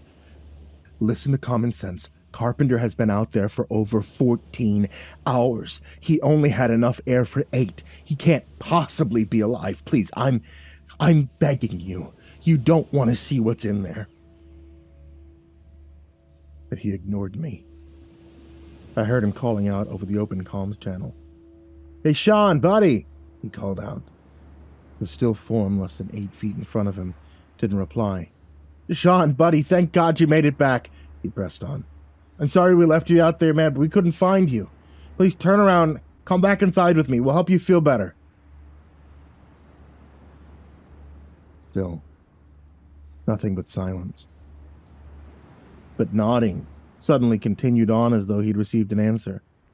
Why can't you turn around, man? My brow furrowed in confusion. I felt the same shiver that had passed through me when Brockman had made her insane declaration return. I glanced away from the screen and was greeted by the same look of uneasiness in the rest of them. I was brought back to the screen when I heard him speak again. Why didn't I think before that you wouldn't be almost completely frozen by now? Of course. I'll help you turn around, pull you back inside. He was now directly behind the suit, and I saw him reach out a claw and hook onto its arm tether. In that moment, I also noticed something else, something that turned my blood to ice and almost completely tore away the sanity from my mind. A pale, webbed, clawed hand gently holding onto the side of the suit, just below the waist, as if keeping it in place. I snatched for the microphone to scream for Nodding not to touch the suit, but it was already too late. He gripped the tether and slowly began to turn it towards him. Just before the front of the suit came into view, his screen cut off in static. A split second later, so did all the cameras facing the eastern side of the base. For a moment, there was absolute silence in the room as we were staring at the static-filled screens, and then it was shattered by the sound that almost leapt out of the speakers. Nodding had begun to scream, the same high-pitched scream, almost girly scream that he had made when he discovered the rubber eel Figueroa had put in his bed. Only this time there was nothing funny about this scream at all. It never wavered at all. He never drew in a breath to continue screaming. It was simply one long, unending scream. One filled with more horror and pain than I'd ever heard anyone filled with before. It was so loud that it almost drowned out anything that was happening in the background. Almost. There was another sound that was barely audible underneath that almost inhuman wail, and it rooted me to the spot and drained all the blood from my face. It was the sound of something tearing apart his suit.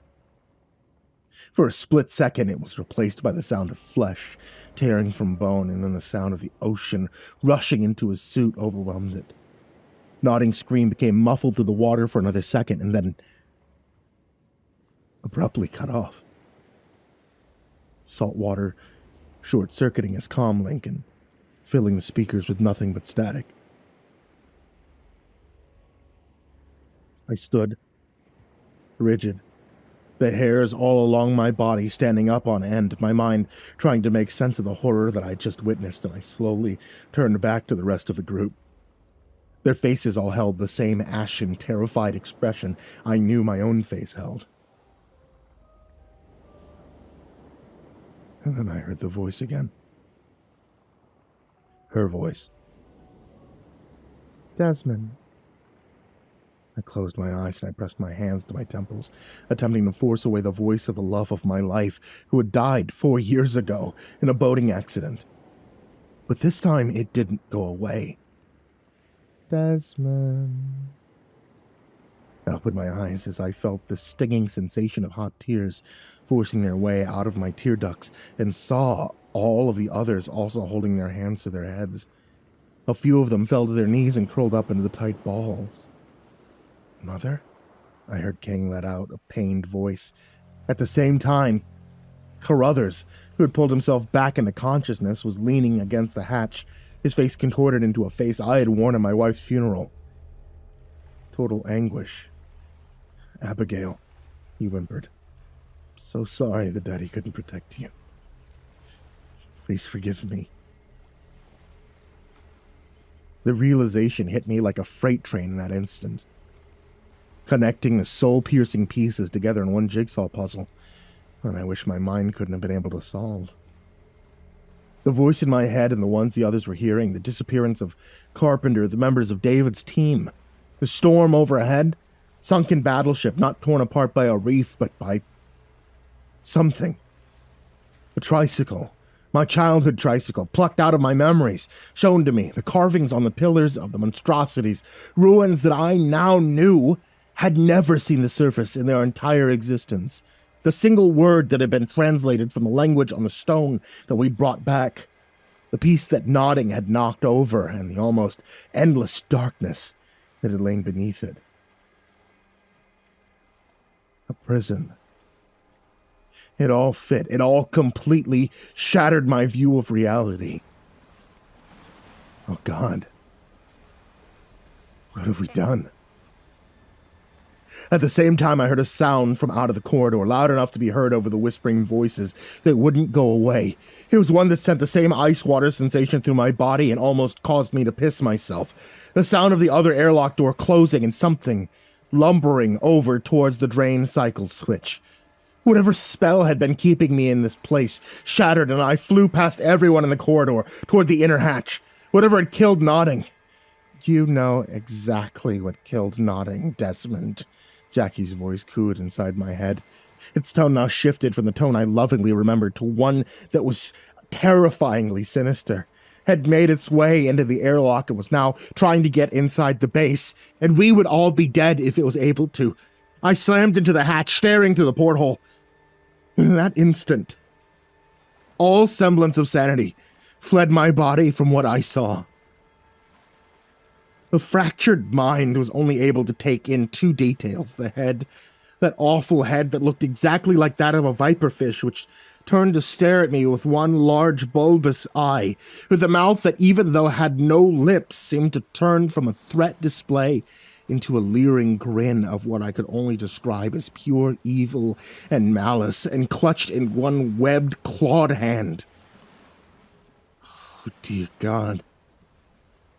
Was Nodding's severed head, his face eternally frozen with the same look of horror and pain that had been bestowed upon the poor souls in the carvings, the last drops of blood dripping from the torn flaps of skin below his neck where it had once connected to his body. I screamed as loud as I could for anyone to come help me keep the hatch closed.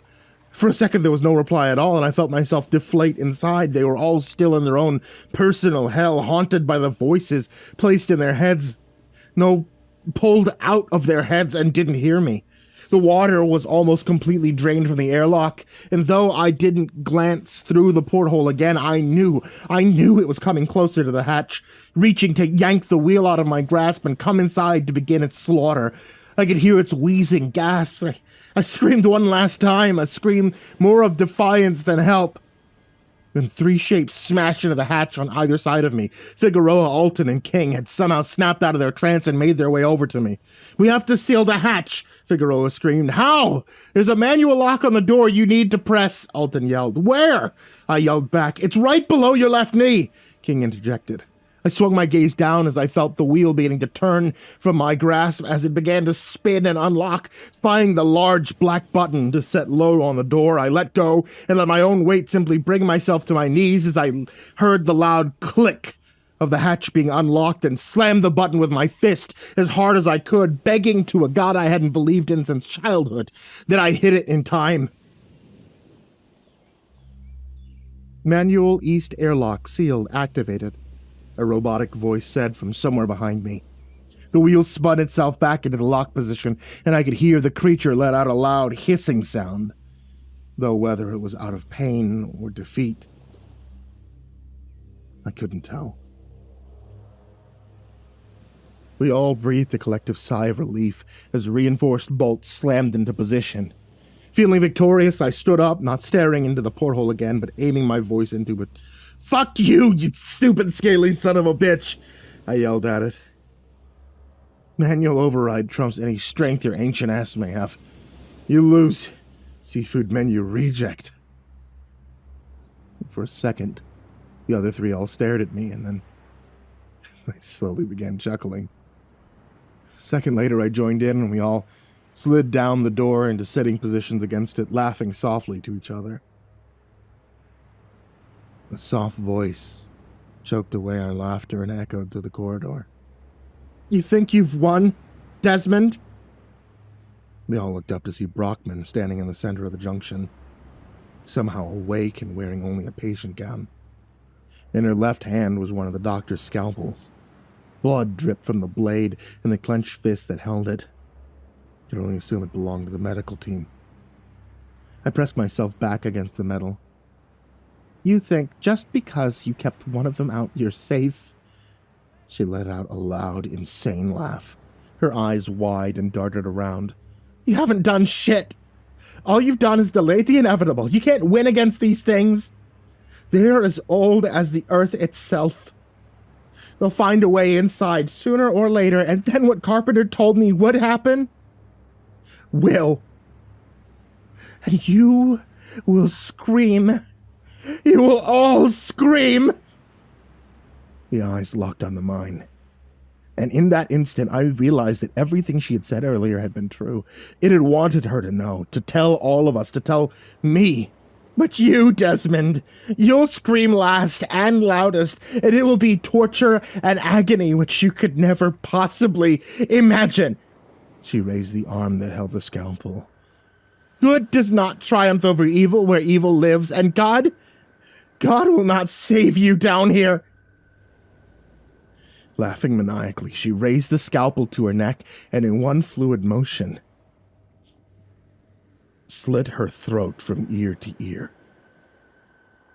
Figueroa's screams beside me stung my eardrums as her body fell to the ground, her mouth gurgling as she died, but it was not loud enough to mask the sound of the buzzer signaling that the west airlock had finished draining, and the hatch unlocking.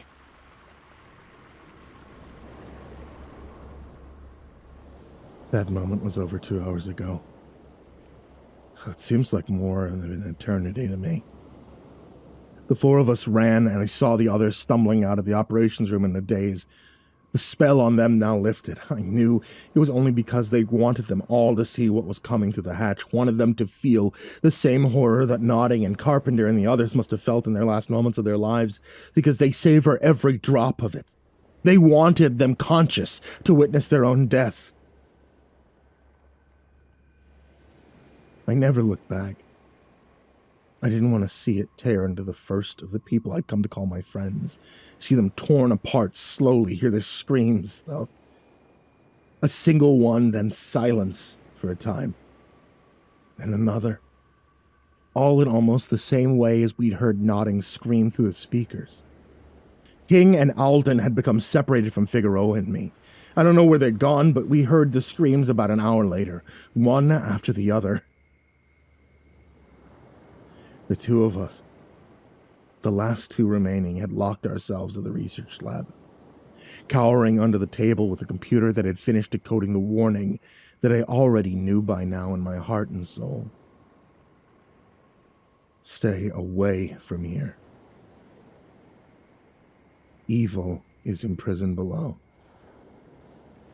Death is what you shall find if you stay. Figueroa ran away half an hour ago. She put her hands over her ears, no doubt being mentally tortured by the monsters. Not the small one, but the one that peers out of its newly unlocked prison, its horrible face filled with malice, with glee at what it's about to do once again. It must have become too much for her, because she finally wrenched herself free from my arms, ran to the closed hatch, and was gone. I know I should have been the brave one and gone after her, but I was too afraid. I dashed across the room and resealed the door before attempting to barricade it with another table in the lab, though I know that when those monsters chose to come for me, that I won't stop them or slow their pursuit. I heard her scream 5 minutes ago. I know I'm all that remains of the entire team, and that's why I'm hastily scrawling this account on a few sheets of scrap paper, ones that I found on top of the desk I hide under. Because somebody needs to know the truth about what happened down there. I hear them pressing against the walls of the lab now. I hear their soft, hissing cries of glee as they slowly inch closer to the hatch. But over all of that, I can hear their goddamn master whispering to me in my head, whispering to me in the voice of the person I loved and cared for most in this world. It delights telling me in that voice all the things it plans to do to me. Things I can't bear to write down. For I'll lose the last tendrils of sanity left in my body. Brockman was right. It did leave me until last. It let me hear the ends of all the others. Let each kill, shatter a part of my soul, and now that it's almost completely broken me, it's sending its underlings to me. They'll break into my temporary refuge. They'll hunt me. They'll hurt me, they'll bite and splash me until I'm half dead. They won't kill me. No. That honor's reserved for the master, the monster that's the source of old sailors' tales, of legends as far back as man has dwelled on this planet. They'll drag my almost lifeless body out of the airlock, force me into my suit, keep me from drowning, and then bring me back to those godforsaken ruins. To that hole, to that broken lock, and down where it awaits me to make my death something that even the cosmos will take notice of. I'm placing this account into the inner compartment of the emergency distress beacon, hooked into the wall on the opposite side of the lab, and then sending it up to the surface. Please, I beg of you, one final time, do not come down here looking for us. Stay away from this stretch of ocean at any cost. We've unleashed something that the creatures who locked it away tried to keep hidden from us, for our own sake, humanity's sake. This is a place that we were never meant to go. Nothing but death awaits you down here in the void. Stay away.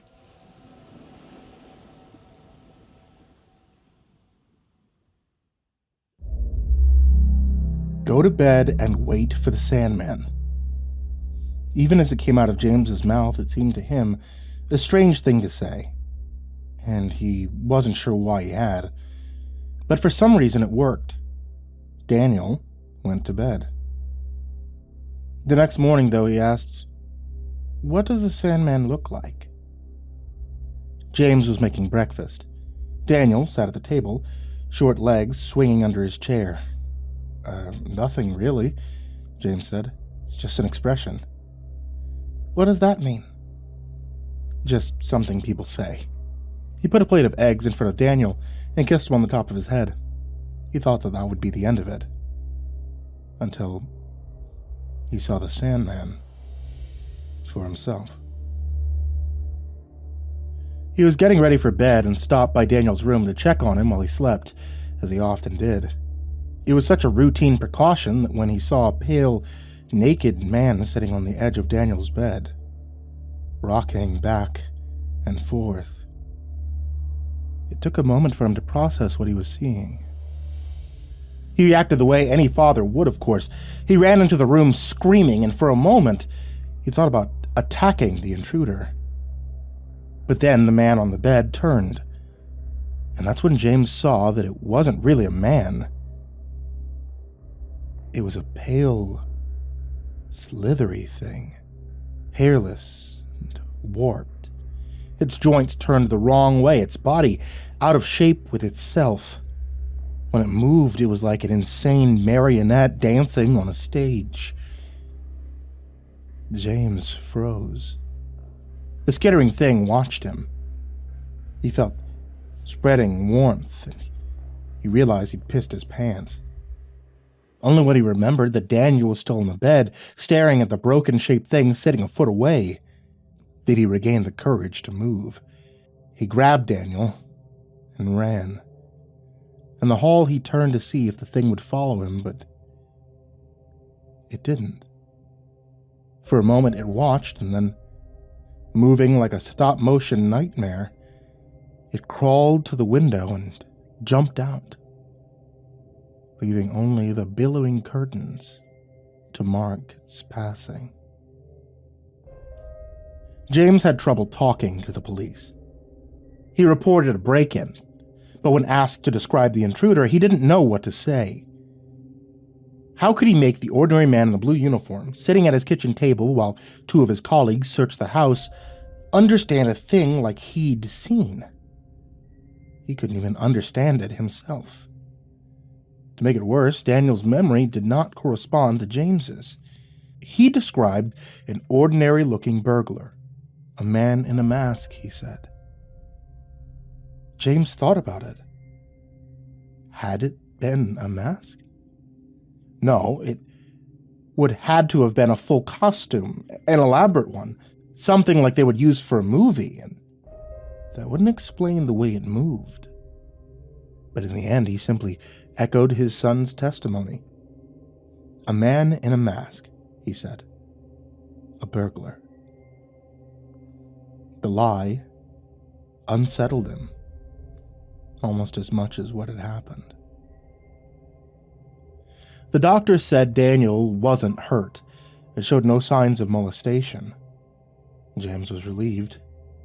They stayed at a motel for a couple of nights until they felt ready to come home, and then James had a new security system installed, along with bars on the windows.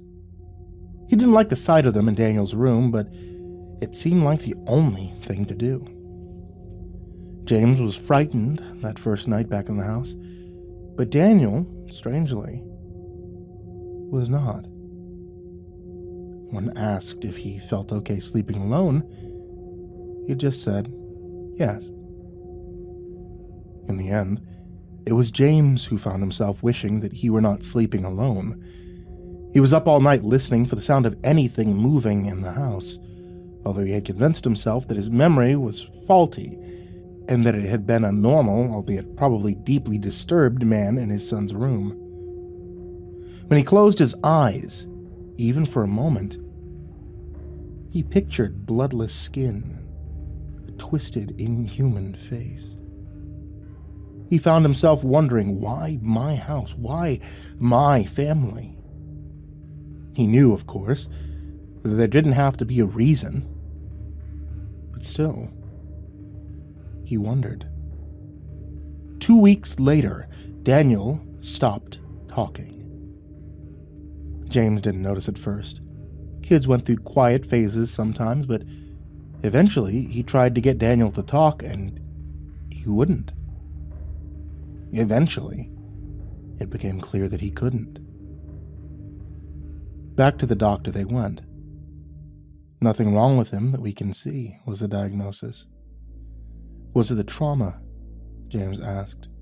Could be, they said. Sometimes these things come on late. Children can be a mystery, even to those who know them best. They recommended a child psychiatrist whom James couldn't afford.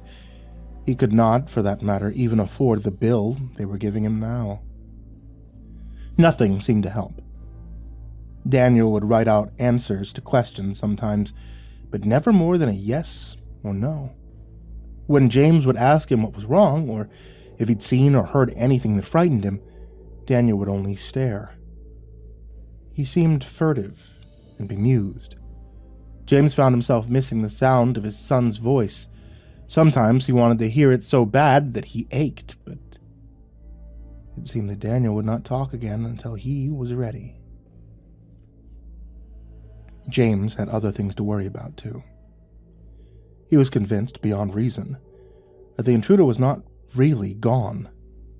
Though the alarm never went off, and the locks and bars remained undisturbed, he was sure that he heard movement in the night. Not normal movement. It was a sound like a huge snake slithering through the house. When he heard it, he imagined horrible things. Nothing was ever there when he went to investigate, though he often thought he glimpsed something just out the corner of his eye. A pale foot, or a misshapen shadow that would slink away as soon as he turned. He rarely slept, and when he did, he had haunted dreams. Soon he realized he had not left the house in weeks, except to go to the bank and to buy groceries. He felt hemmed in. With Daniel acting mute, he hadn't had an actual conversation with anyone in weeks, so he called his mother. The connection was bad, and her voice sounded faint, on the verge of being not there at all. "I guess I'm okay, Ma," he said, pausing to wipe the sweat from his palms, and then make sure that he could hear Daniel playing in the next room. "But things have been a little rough. We had a break-in." "Oh, how awful," Mom said. "Did they take anything?" "Nah, just ran off. It was weird, though. I haven't really felt comfortable since then." "Are you still working at the hospital?" "No, Ma, I left last year. You know that." "Oh, well, have you been getting out? What about that nice woman you were seeing last year, the one who played the piano?" James scowled. She was always asking that kind of thing. Didn't she know how hard it was being a single father? That he didn't have the time. He was about to say so, and something made him pause. "Ma, is anyone else on the line?" "I don't think so." James was sure he heard it, though. The short, gasping sound of someone trying to hold their breath and failing.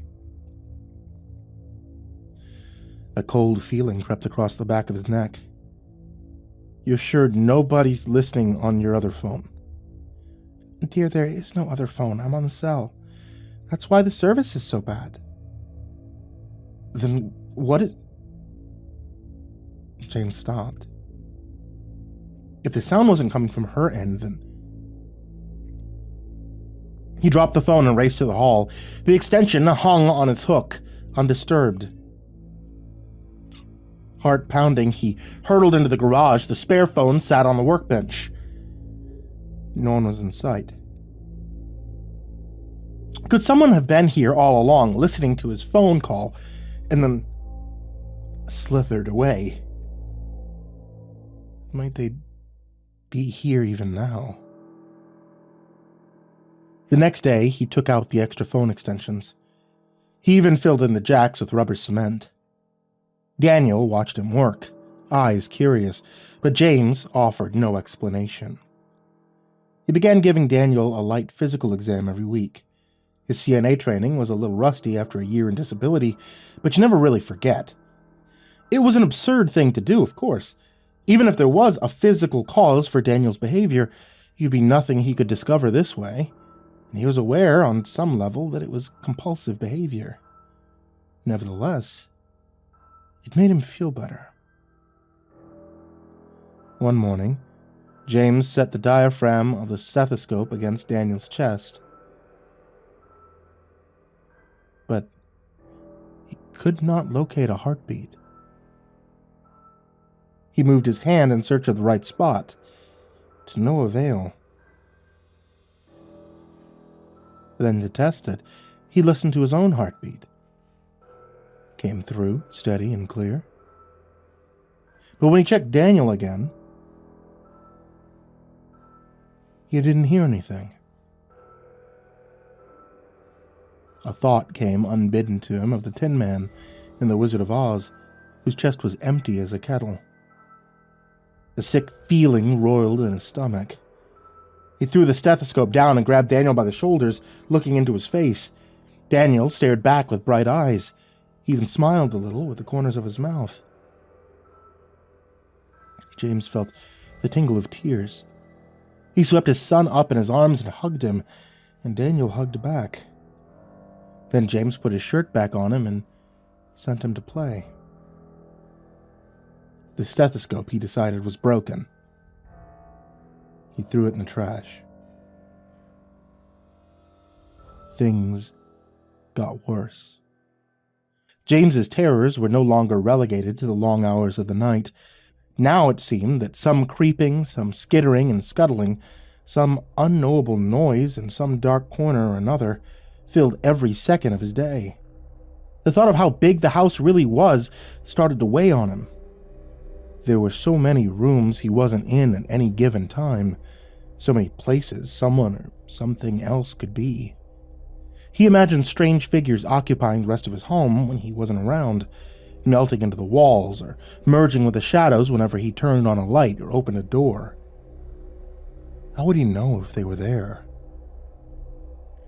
How would he ever know? Soon he didn't even have to be outside of a room to imagine it.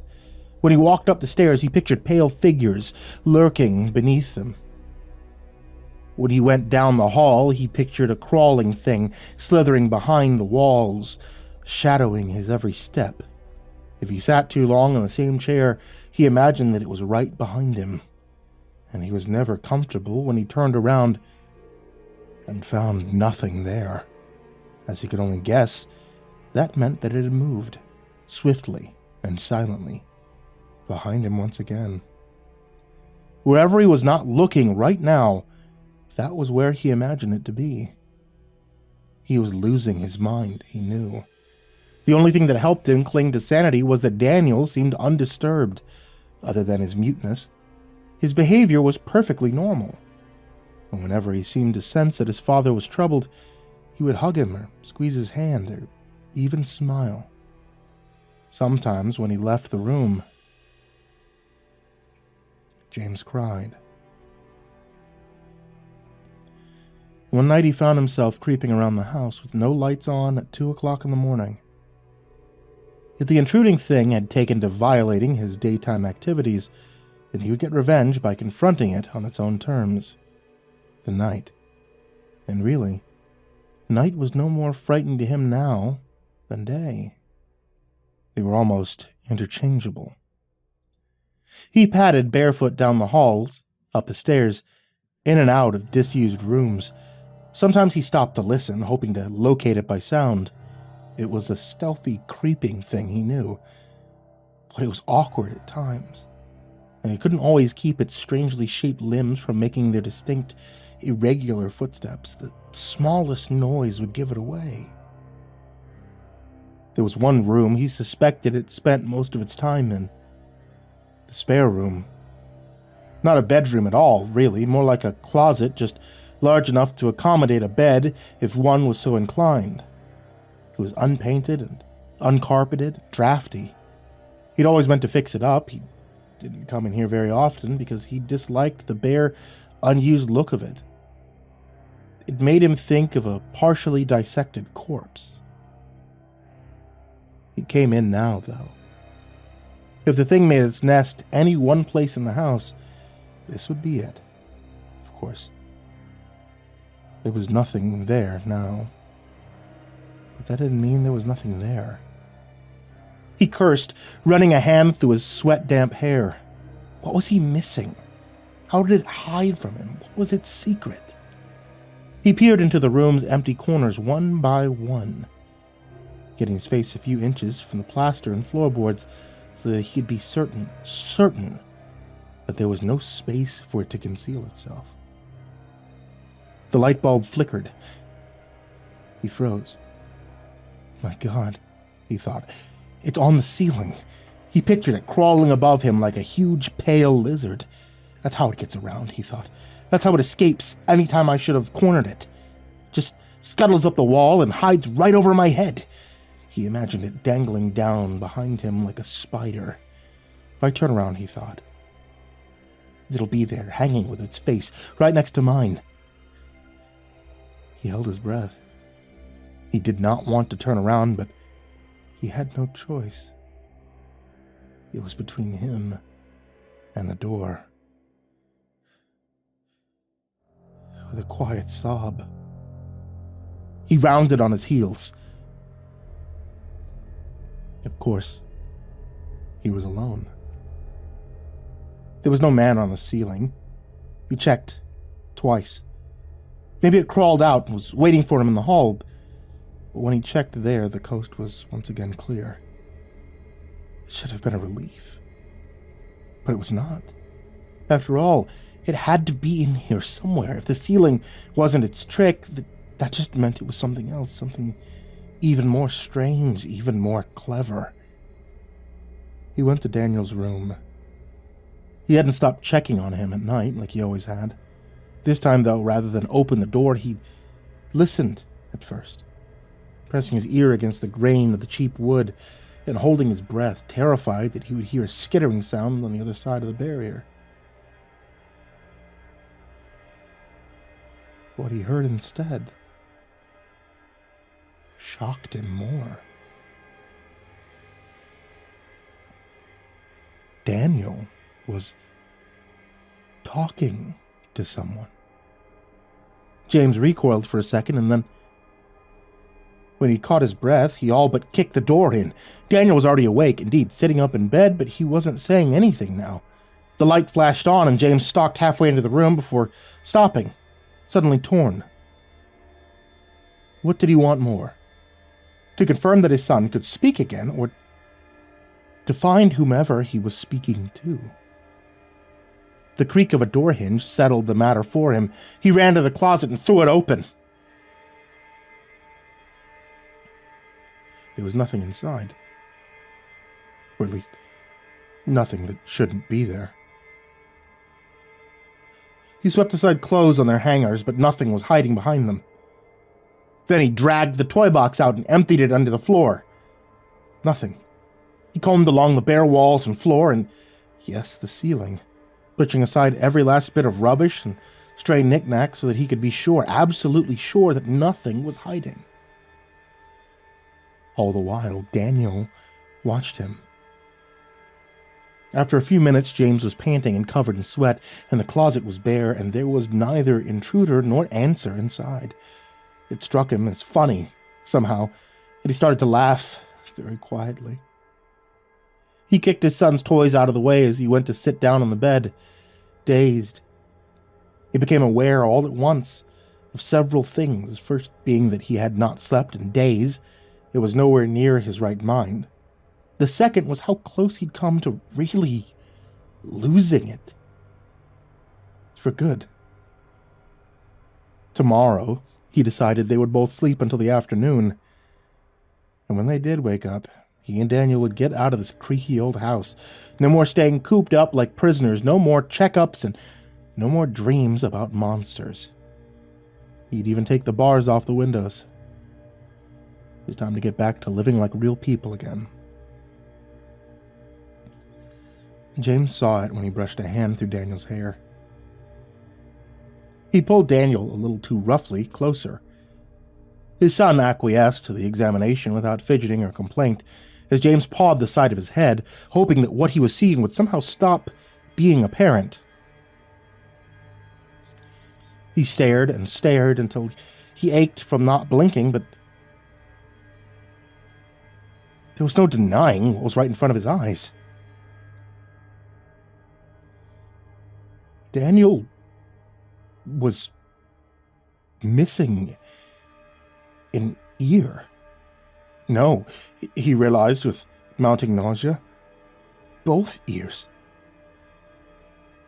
There was no injury, no incision, no mark where they should have been, simply smooth, blank flesh.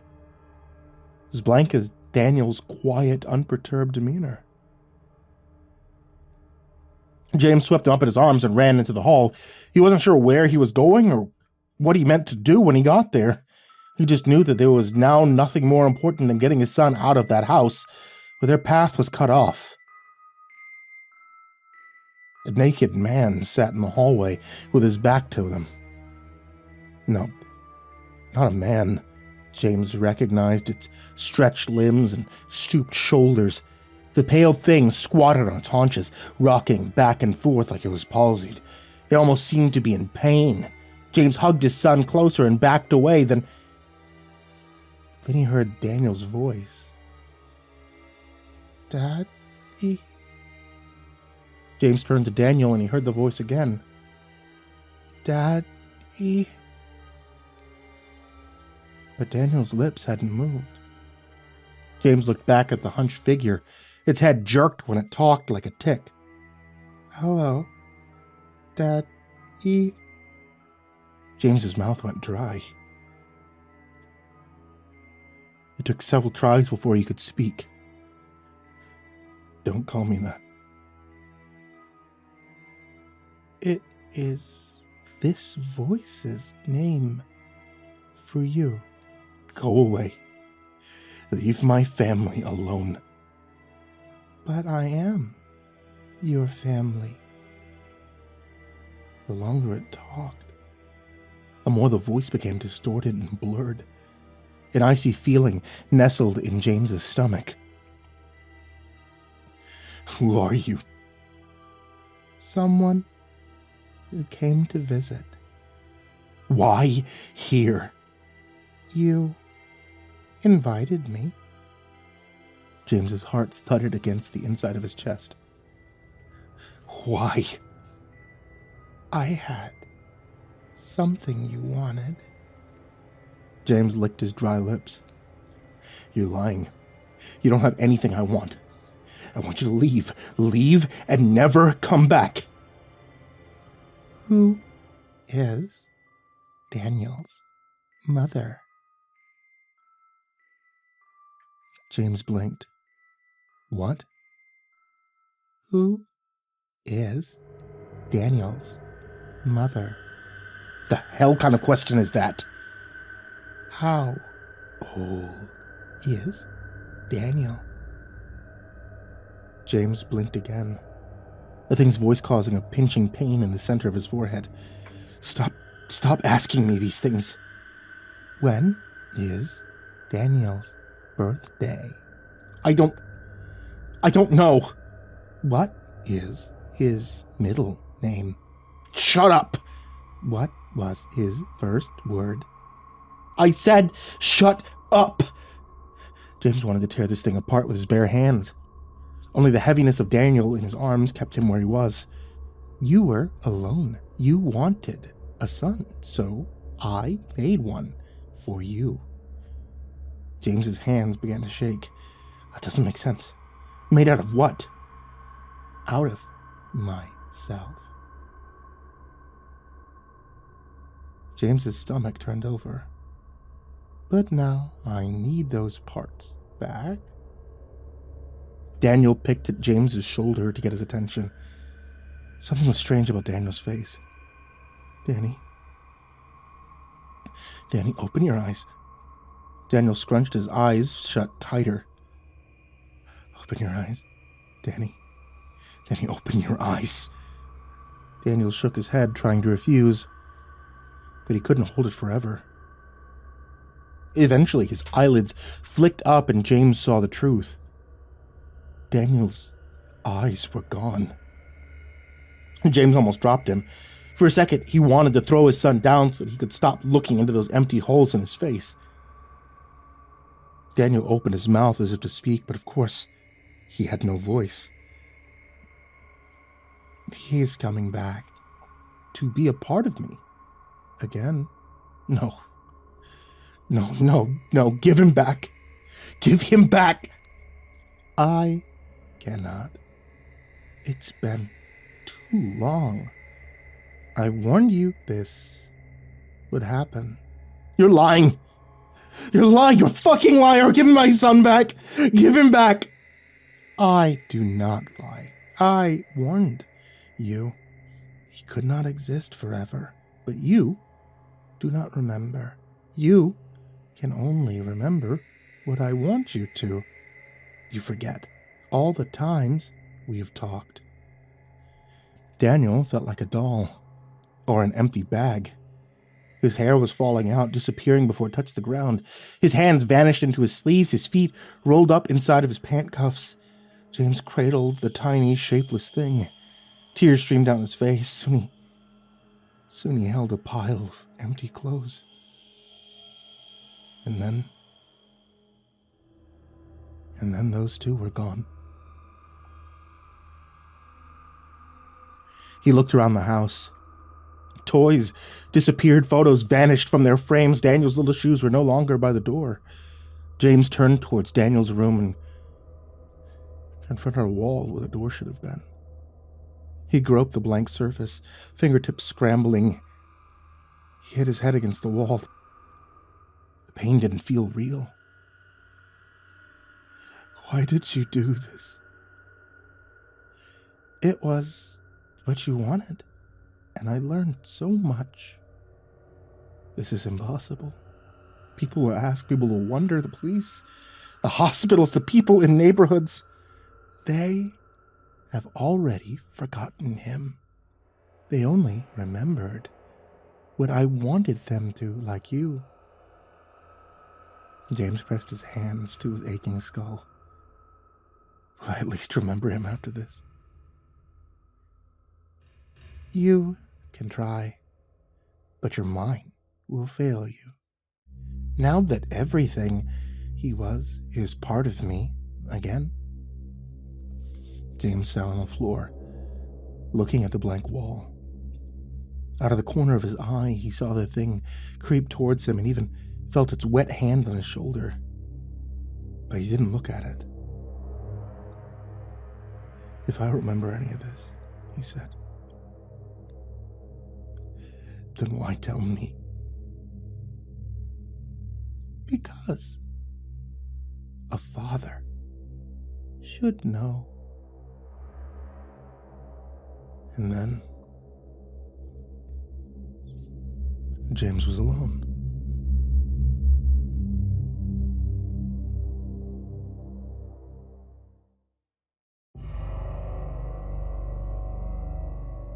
Abigail worried about James sometimes. When they met a year ago, he said that he'd never married, he'd never had kids, but there was a certain pained expression he assumed when he said that last part. Abigail knew that look.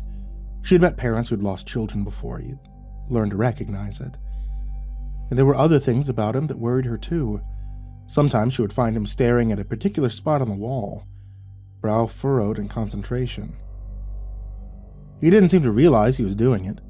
And of course, there was the insomnia and the sleepwalking to consider. Yes, there was lots to worry about, but she loved him all the same. James still said he'd never had kids, and neither had she. She'd long wanted one, but it was impossible. She worried that James wouldn't stay with a woman who couldn't be a mother, though he constantly assured her that was not so. There were times, and more often of late, they were the nights when James took to sleepwalking. And even Abigail imagined that she heard strange scuttling sounds in the house and saw impossible shapes in dark corners. And she thought she would do anything, absolutely anything, if it meant having a little daughter for she and James to raise. And at those moments, she became truly afraid. But she never knew why.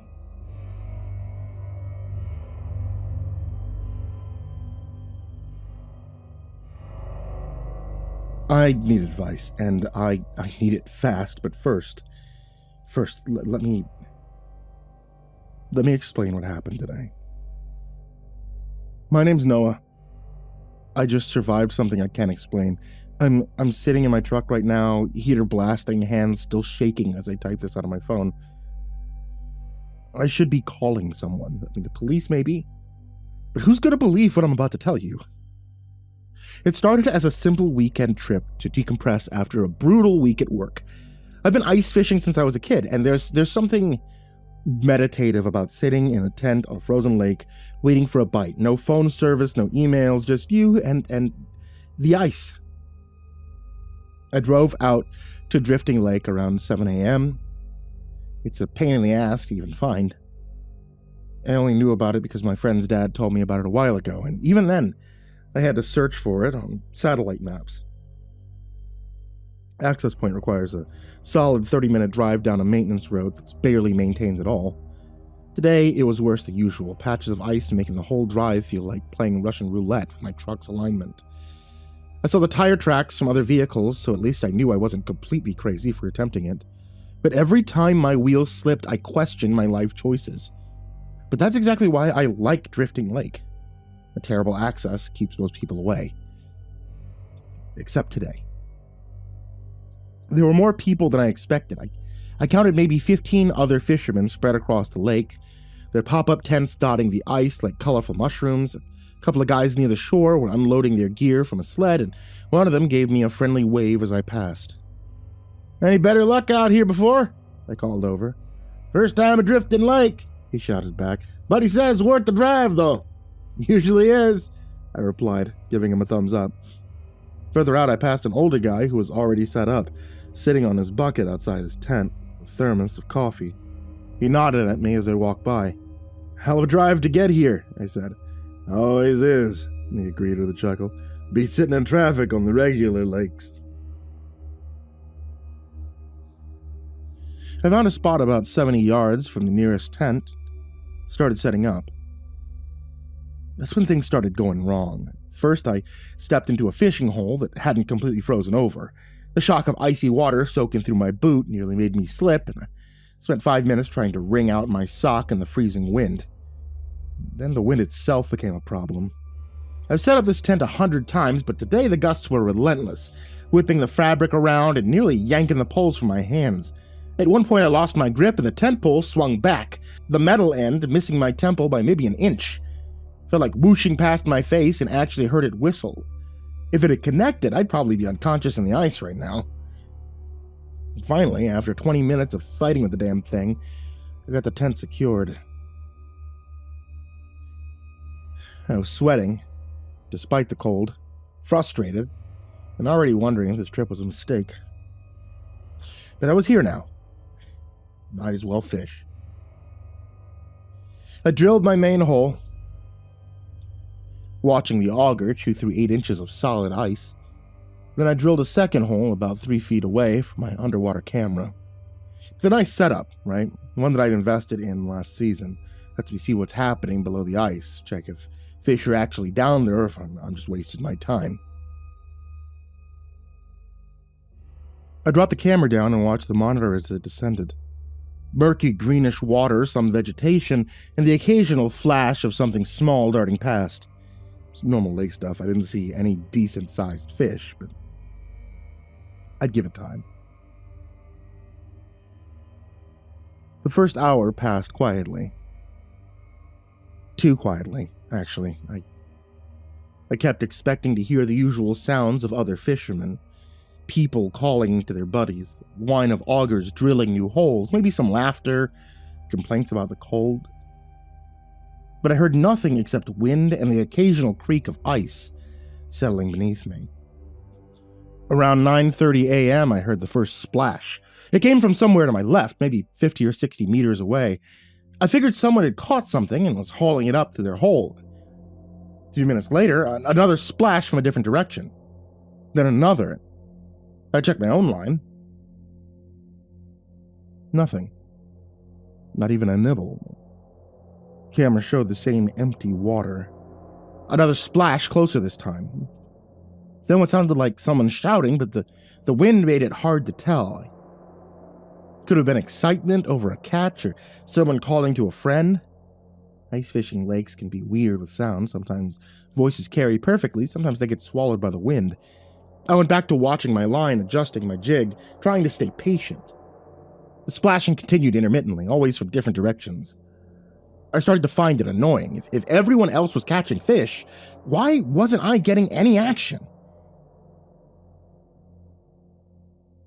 Then I heard this scream. It was unmistakable this time, a genuine, terror-filled scream that cut through the wind, close, very close, maybe from the tent nearest to mine. I scrambled out of my shelter, nearly tripping over my bucket in my haste. The screaming had stopped as abruptly as it started, but I ran towards where I heard it, my boots slipping on the ice. The tent was maybe 70 meters away, bright orange fabric flapping in the wind. As it got closer, I could see the entrance was unzipped and hanging open. "Hey!" I shouted. "Are you okay in there?" No response. I reached the tent and looked inside. Empty. The guy's gear was scattered around. His rod was lying on the ice, his bucket tipped over, but what made my stomach turn was the fishing hole. I mean, it was huge, not the standard 8-inch diameter you drill with an auger, but easily 3 feet across. The edges looked chewed or broken inward, chunks of ice scattered around it, and leading to that hole were drag marks. 2 parallel lines scraped across the ice like someone had been pulled. I stared at that hole, my brain refusing to process what I was seeing, and then I heard it. A wet, sucking sound like something large moving through water just below the surface. I backed away slowly, my eyes locked onto that too large hole.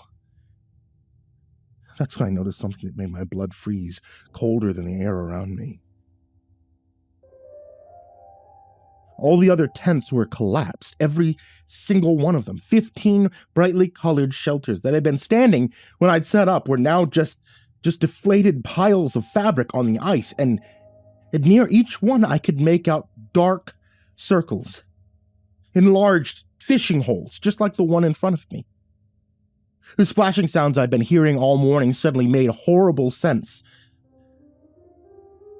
I was alone on the ice.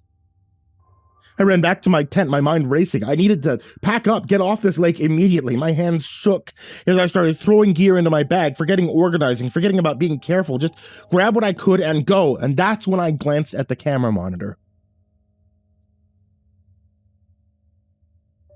The screen showed murky water, but something was different. The camera was panning, being pushed by a current, and as it turned, I saw it. A person in the water, maybe 20 feet from the camera. My first thought was horror. Someone had fallen through the ice. Someone was drowning right now, and I was watching it happen on a screen. But that thought lasted maybe half a second before my brain started screaming that something was wrong. The person was just floating there, not struggling, not thrashing, not doing anything a drowning person would do, just suspended in the water, completely still except for the gentle drift of the current.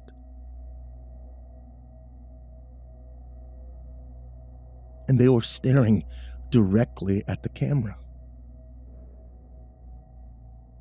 The skin was pale, almost luminescent in the water, visibility bloated. Maybe think of bodies pulled from rivers in the news, but this wasn't a corpse. It was moving with purpose, with intelligence, even though it hadn't been struggling a moment before. The face was human, eyes, nose, mouth, all in the right place, but the eyes were too wide, unblinking. They caught what little light filtered down in a way that made them reflect like an animal's. The skin had a strange sheen to it, almost waxy, and that's when I noticed the neck. There were slits along the sides, 3, 4 on each side, opening and closing rhythmically, like gills, like it was breathing underwater. My brain tried to rationalize it. Weird lighting, murky water, shadows playing tricks, but then the person started swimming toward the camera, and any hope of rational explanation died. No human moves like that underwater. It didn't kick its legs or pull with its arms the way a swimmer would. It glided, moving with a fluid grace that was completely wrong. Its arms extended in front of it as it got closer, and I could see the hands clearly. The fingers, they were too long. There was webbing stretched between them, translucent webbing like a frog's feet connecting each digit. "Oh God," they whispered, and that broke my paralysis. I grabbed my phone, wallet, keys, shoved them into my pockets. Everything else, the expensive rod, the tackle box, the heater, I left it all. The monitor showed the thing getting closer, its pale face growing larger on the screen. I was halfway out of the tent when I heard the ice crack behind me. I didn't look back. I couldn't. But I heard the sound of ice breaking, of something forcing its way through a space too small for it, widening the hole with terrible strength. I heard water sloshing onto the ice, heard something that might have been breathing but sounded too wet, too wrong, and I ran. The ice was slippery, and I nearly fell twice, but horror kept me upright and moving. I could hear the wind and my own ragged breathing and my boots slipping on the ice, but I didn't hear anything behind me that somehow made it worse. I made it to shore, to my truck. I fumbled with the keys before finally getting the door open. I threw myself inside. I locked the door, my hands shaking so badly I could barely get the keys in the ignition. Only then did I look back at the lake.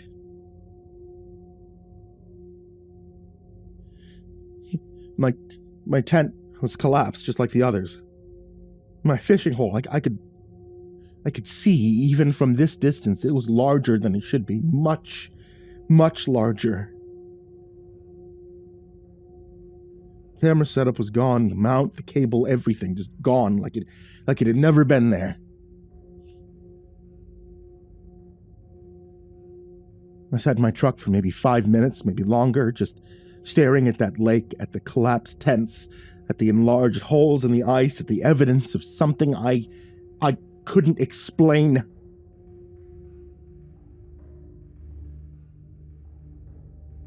And then I drove home, following that same rough maintenance road, my wet sock squelching in my boot with every press of the gas pedal. And now I'm home and I don't know what to do.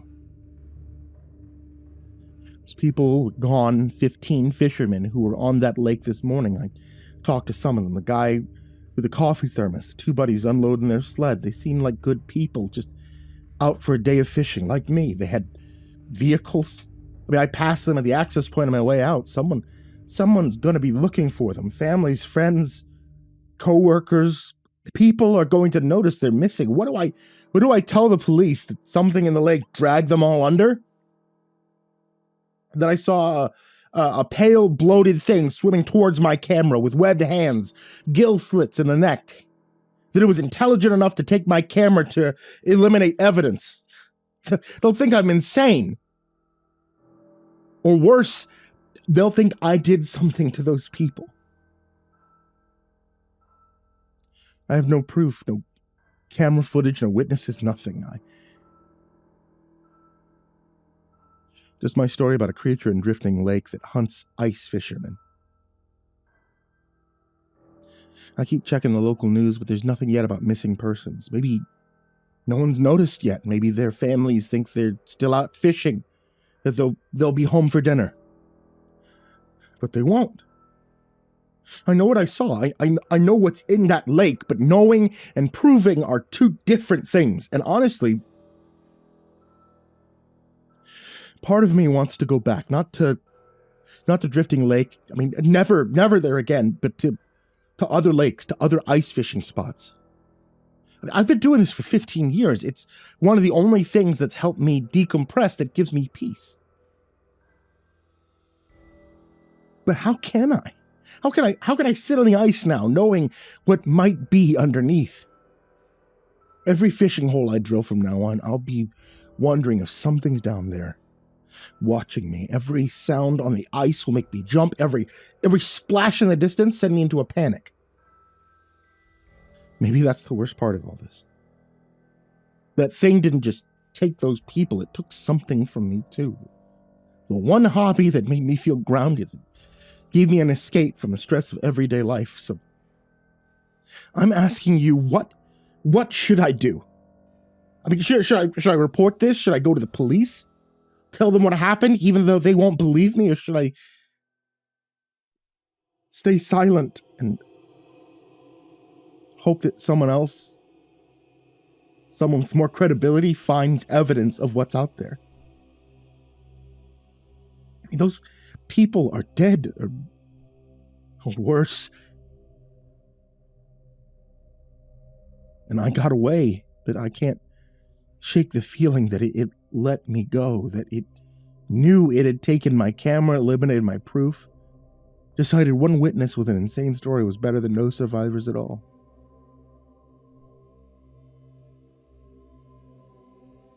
Has anyone else experienced something like this? Anyone heard stories about Drifting Lake? I need to know that I'm not crazy. I need to know what to do, because right now, all I can think about is that pale face staring at the camera, those gill slits opening and closing, and those two long fingers with webs stretched between them, and the sound of ice breaking as it forced its way through to get to me. I don't know if I can ever go ice fishing again, but God,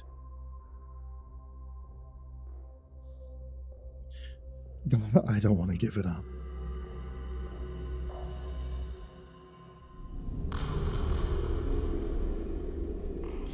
I used to go diving a lot. Not so much anymore, but a couple of years ago, I was really into it. I had my license and everything. It was really beautiful down there. Pale patterned sand, the water washing away the distance like a blue mist.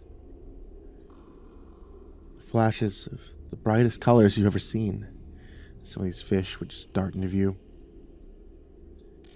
My favorite thing to do is to just hover right where the shelf plunges into the deep.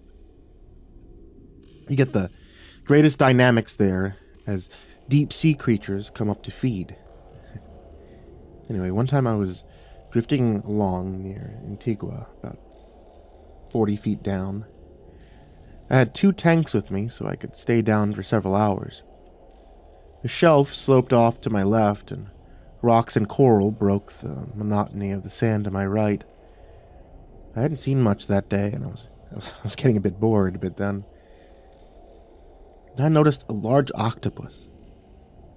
It was like a deep sea type, probably washed up accidentally. They don't usually come up to hunt. And it seemed sluggish. It didn't react much when I drifted over to it. Now, octopi aren't very friendly creatures. If you could manage to get near one, they usually flee within seconds. I'm sure that you've seen videos of them. They change colors to match their environment. Not all species do that, but they're all very good at hiding. So seeing a deep sea octopus up close, it was quite an opportunity. It was about a foot from crown to beak, and dark mottled green. His tentacles curled around it, perhaps 4 feet long, when extended, and pale on the underside. Its eyes looked like golden rings around narrow black pupils. It was having trouble moving and looked half dead. I decided to try to get near it.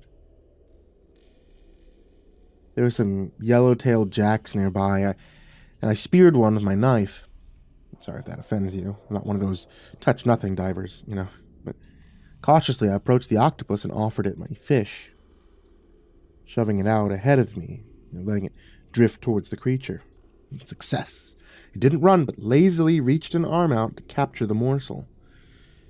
Brought it under to its beak, and it began to devour it, and I drifted closer and tried to acclimate it to my presence.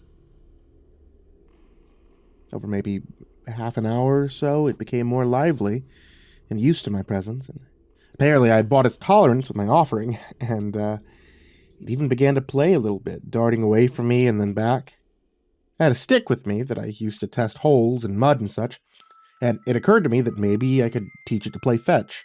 I brought the stick out, waved it, till it seemed like I had its attention, then I threw the stick out sideways. It didn't go very far, underwater of course, but the octopus went after it, grabbed it with its tentacles. It didn't seem inclined to return it to me, though. So I swam over, was waving the stick at me, and then tossed it out into the side. It's copying me.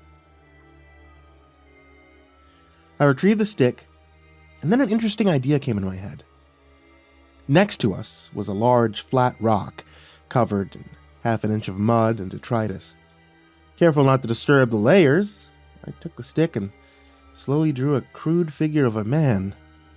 2 legs, 2 arms, and a round head coming off a central cylinder. The octopus seemed to be watching with interest. I tossed it the stick, and it caught it easily. It sat there toying with it, and for a few moments I thought my expectations had been too high, but then it reached out with a stick and began tracing its own mark on the mud. It was even cruder than mine, to be sure, but very clearly a drawing. However, the proportions were all wrong. It had fused the head and the body into one ball, and there were too many legs. I was just happy it was copying me. I'd heard octopi were smart, but this was really something. But then it hit me like a freezing wave. The octopus wasn't drawing my drawing, it was drawing itself. The implications for this were huge. If I had a video camera, I would have been a famous man. The only other animal I'm aware of that's capable of the imagination and self-awareness to do something like this was like the ape, first cousin to humans. That the ancient octopus, without so much as a spinal column, had the mental capacity for such a feat would surely have turned biology on its head. However, I didn't have a camera, and the scientists I've told my story to greeted it with understandable skepticism. I put all my time into trying to prove it myself, but I just can't bring myself to go diving anymore. Anyway, once that realization struck, I got excited. The octopus passed the stick back, and I began drawing the other sea creatures and common sights. We kept on for maybe an hour. The octopus contributed as much as I. He even drew something I took to be a crude figure of a submarine, with a con tower, propeller screw, and even torpedo holes. Finally, the octopus led me to the other side of the rock, blank canvas. Far down in the corner, it again drew itself, and then me. These figures were very small, maybe an inch or two tall. Then, painstakingly, it went to work on a much larger drawing. At first I thought it was a whale, but whales are roughly the size of a submarine, so it didn't seem to justify the scale. Furthermore, the proportions were all wrong. This seemed like something humped and packed, almost as if it was upright rather than aquiline. It had weird bits sticking out. It didn't seem like fins. Couldn't place it. An oil platform, maybe? The lines were too natural. An octopus wouldn't know what the top of a platform looks like. When the drawing was done, we both sat and looked at it for a while. I took the stick back from the octopus, it circled the drawing of us, and then drew a line to the thing. I'm not sure if the octopus picked up on my confusion, because it just sort of sat there for a while. I didn't try to take the stick back. Then it started swimming away. I followed it at a distance. It seemed to be keeping a pace, leading me on. Then it turned and it shot out into the deep area of the shelf. I was a good way through my second tank and wasn't supposed to go any deeper, so I had to let it go. It stopped once to watch me, and then darted off, dissolving into the dark blue depths. I looked after it for a minute to see if it would return, but it was nothing, so I started watching the other fish and making my way back to the boat. And then suddenly, there was a low thrumming sound all around me.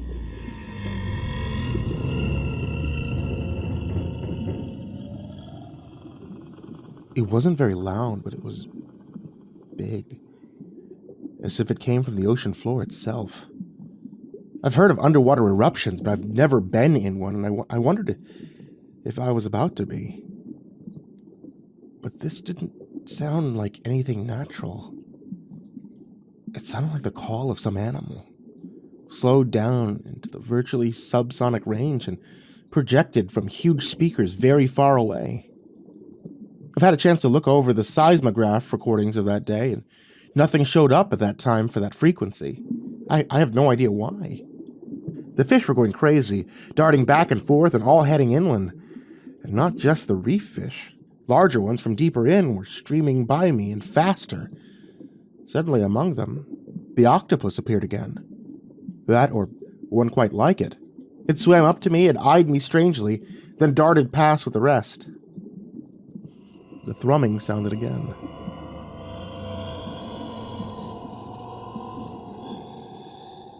Looking out to sea, I gradually became aware of a large, dark patch. It was very hard to tell how big or far away it was, but there was plenty of both to go around. It was hard to tell more than just a shadow in the murky water, but it clearly wasn't a whale or anything man-made. I couldn't even tell if it was a single creature. It seemed to be long strands like kelp or jellyfish tentacles streaming off of it, but immeasurably larger. It looked like nothing so much as an ancient, misshapen section of coral reef broke off and floating, at least the part I could see.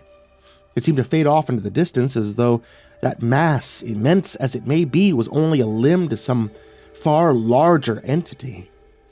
I've never seen a naval carrier from underwater, but I imagine that's the kind of shadow it would cast. Thrumming rang out a third time, and unreasonable fear seized me. I didn't appear to be in danger, though the thing was vaster than anything I'd ever seen.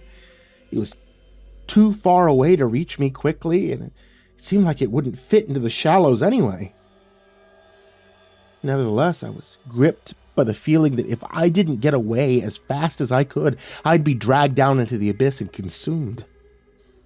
I could feel the very water itself drawing down into the black maw. Heedless of the depths of my equipment, I surged upwards. As I rose, of course, I began cramping, but I clawed my way up anyway. I was still far from the boat. When I broke the surface, I could barely move. I had to keep my mouthpiece in because I couldn't keep my mouth above water. I certainly couldn't call or signal the boat.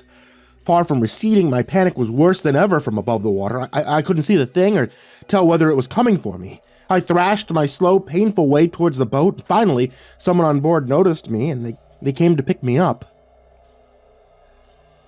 I had the bends bad. I had to stay in a hospital for a few weeks until it was over. The doctors told me I was lucky not to get a stroke or some other permanent damage. So that's my story. Sorry, I can't give a more satisfying conclusion. I still don't know myself what I experienced. My friends think that it was some form of rapture, but it just doesn't match the symptoms. Narcosis is supposed to reduce anxiety, not stimulate it. And my hallucinations, if that's what they were too vivid and specific. Anyway, since then I've always been afraid of the water. I tried going out once or twice, but all I can do is stay shaking in the boat. I think there really was something out there. And I don't think it's something I ever want to come across again.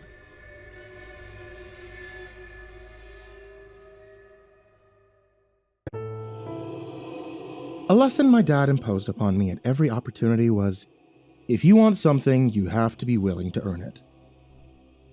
Cookie jars on tall counters were a favorite lesson of his when I was younger, and more recently, he bought an older car and told me if I could fix it, it was mine. Grease-packed nails and bruised knuckles weren't exactly the sort of fantasies I'd had about high school when I was playing princess, but the hours spent cursing and bolts and looking over manuals with him, those are treasures that I hold dearly. Find a way to get what you need, so you can have what you want. That was how he was, always insistent on my independence. I suppose he was scared that I'd run into a younger version of himself out there in the world, and, like my mother, be too timid to reject his advances. Dad tried hard to make it right once Mom escaped what he had thought to call a family. He'd never meant to make her do something she didn't want. He thought she was happy. Happy to be his wife, happy to be my mother, but she wasn't. And as soon as she saw the opportunity, she left. Dad's scared I'll be like her. Too scared of making a mistake to make my own choices. Too scared to tell him what I wanted. Too scared to tell him how I felt. Visions of a peasant girl doomed to the service of an arrogant king likely colored his reflection in the bathroom mirror a somber shade of blue. So I always made an effort to show him that I was happy, I was strong, and that I loved him. I wanted to change how he saw himself, to paint the mirror all the colors of the rainbow like the tinted glass of a church honoring a saint. I wanted him to be free of her, and I wanted the same for myself. Dad had us moving a lot over the years, chasing work where he could find it. Friendships outside of my family had always been transient, and I made an unconscious habit of keeping a comfortable distance from new people. Don't get too attached. The self-imposed rule that locked tears behind glassy eyes, watching everyone disappear in the rearview mirror. Reduced to nicknames and seldom visited group chats. Mom used to muse that I would make a fine widow. An awful jab formed from what was surely her own fantasy. Stoicism wasn't in my vocabulary, but nonetheless, it formed an undercurrent that dragged me down into social obscurity. So when we moved to the quiet outskirts of a town in the foothills of California, I surrendered again to the malaise of pessimism and made the best of what was. Do well in class, make new friends, make sure Dad knew that everything was okay. No wants, no wishes. But something happened at that school that had never happened to me before. I met someone. A strange, bright girl whose campaign of optimism would bring me to ruin. Who followed me after school, talking about her new favorite romance novel, only to realize too late that she was on the wrong bus. His bag was crowded with pins, buttons, and keychains that she became a walking wind chime when she was running late to class.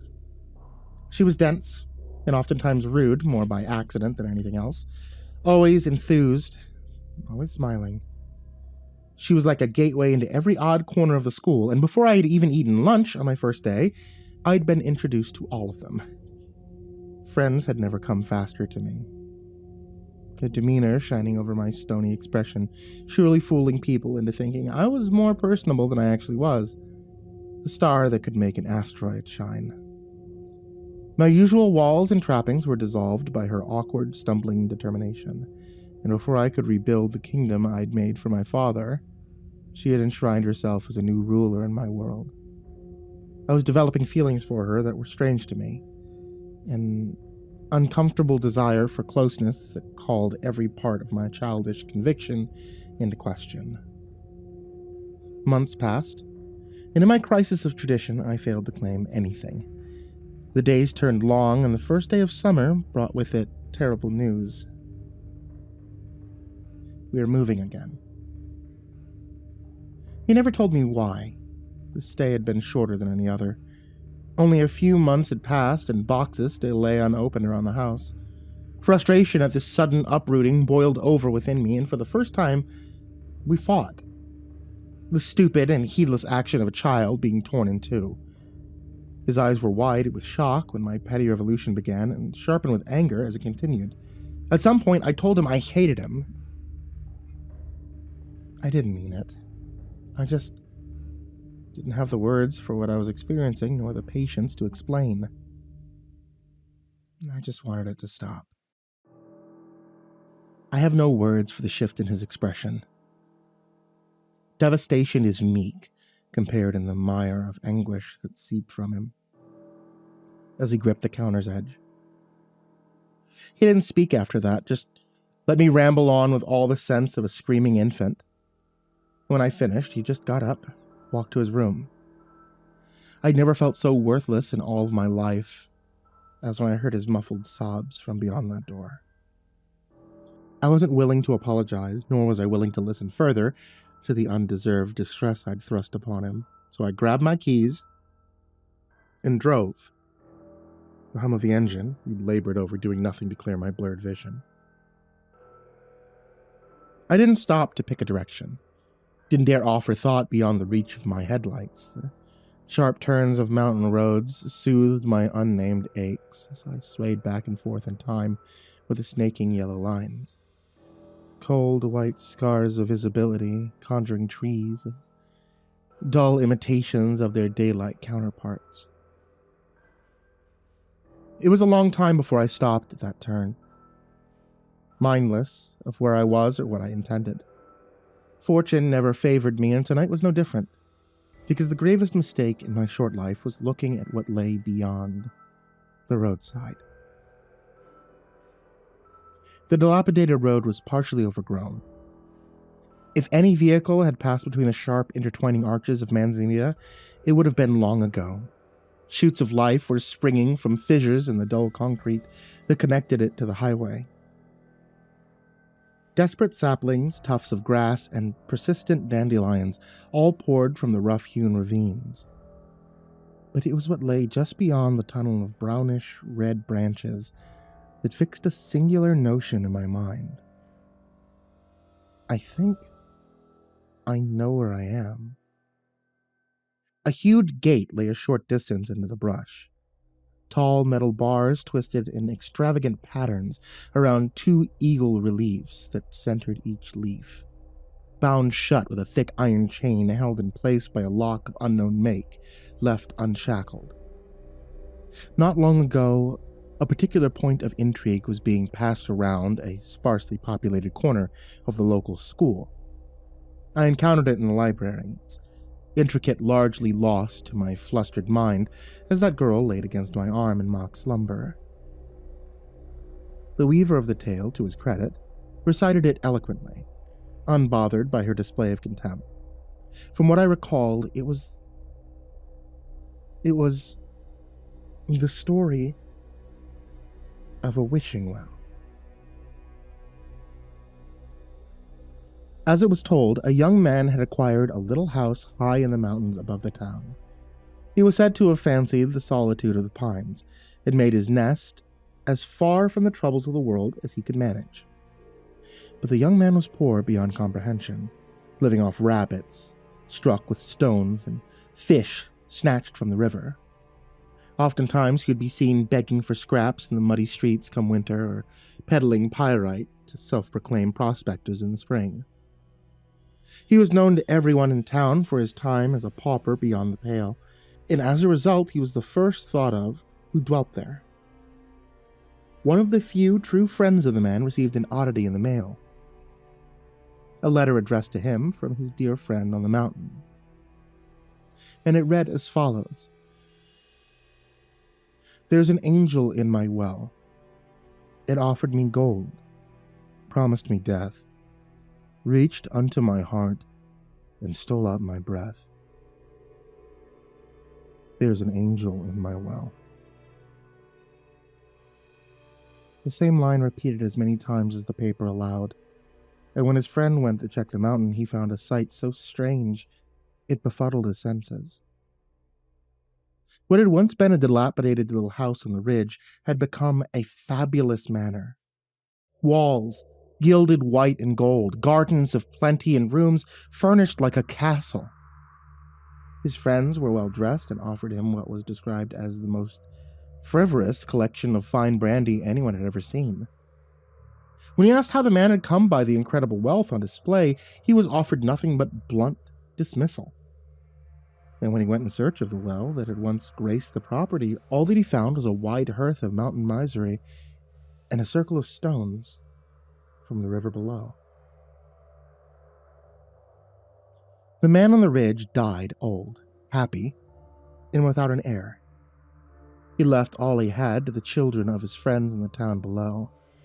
A story of a wish fulfilled and a life devoid of want. The prospect of seeing the place that had inspired the local legend pulled my mind from its paradoxical miasma. I grabbed my lantern from the back seat and set off into the dark, conflicting desires and convictions falling away as easily as the chain around the gate. Hinges screamed as I pushed one leaf open. Age hindered its movement, and by the glow of the lantern I saw little clouds of rust being shorn away into a fine powder, falling quickly to the ground in a reddish-orange pool of decay. I picked up the lantern and slipped between the leaves of the gate. The driveway was long and dark, winding up towards the top of the ridge, but the relief of my adventure was potent, and it carried me forward like warm wind in spring. The manzanita remained as thick walls of reaching branches, clutching at the road as I climbed higher. More than a few times I thought I heard something moving through the dry thickets, but as soon as I stopped, silence fell between the branches. Many times I wondered why I had even left the car, why I didn't return at the first sign of danger lurking in the dark. In each moment, though, the answer was clear. I wanted my wish granted too. The way up the road felt like it was miles long, and by the time I reached the top, my calves ached and my breath was short.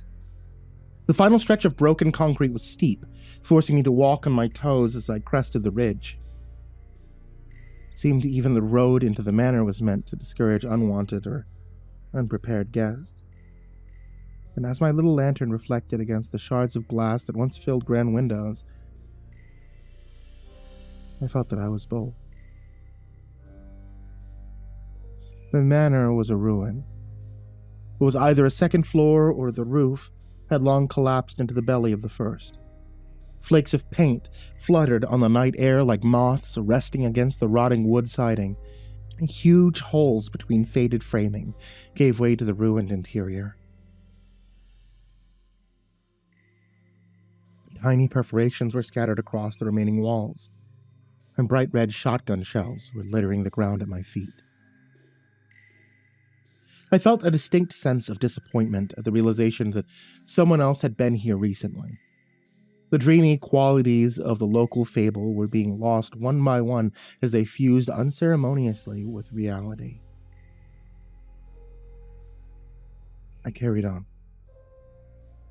The sureness of the ground beneath my feet offered firm assurance that as I walked around the sundered hulk of architectural gore, I would only be greeted by a mundane swath of earth. But when I slipped past the final corner of the absurdly scaled mansion, I saw it. Its shape, illuminated at the edge of my lantern's reach.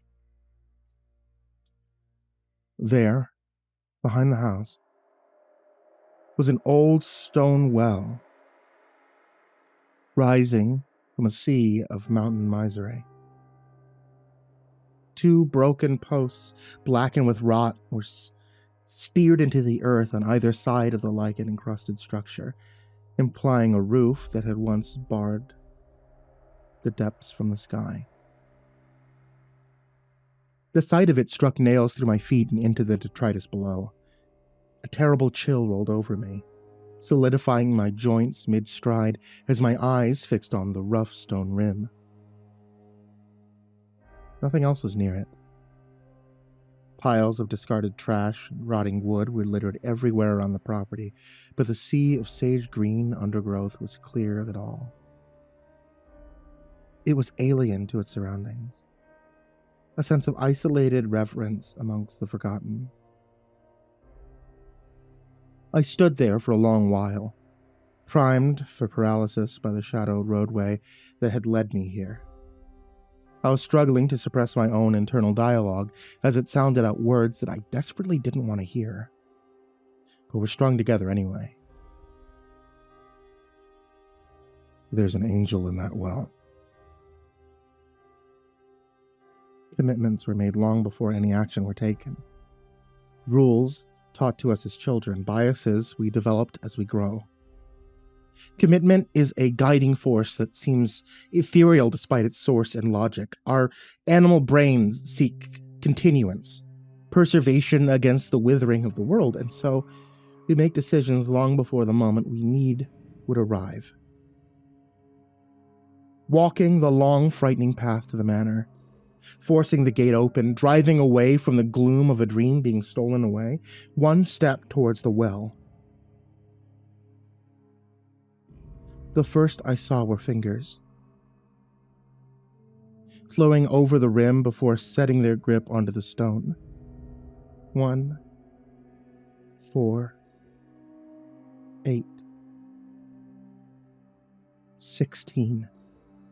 4 grayish-black hands forming a surreal compass on the masonry, and rising from the depths were more. The motion of those next 2 hands rising from the center of the well were ascendant. Clasped together in a notion of prayer, they rose from the well, absolute and unwavering locomotion, like the glittering stillness of laminar flow.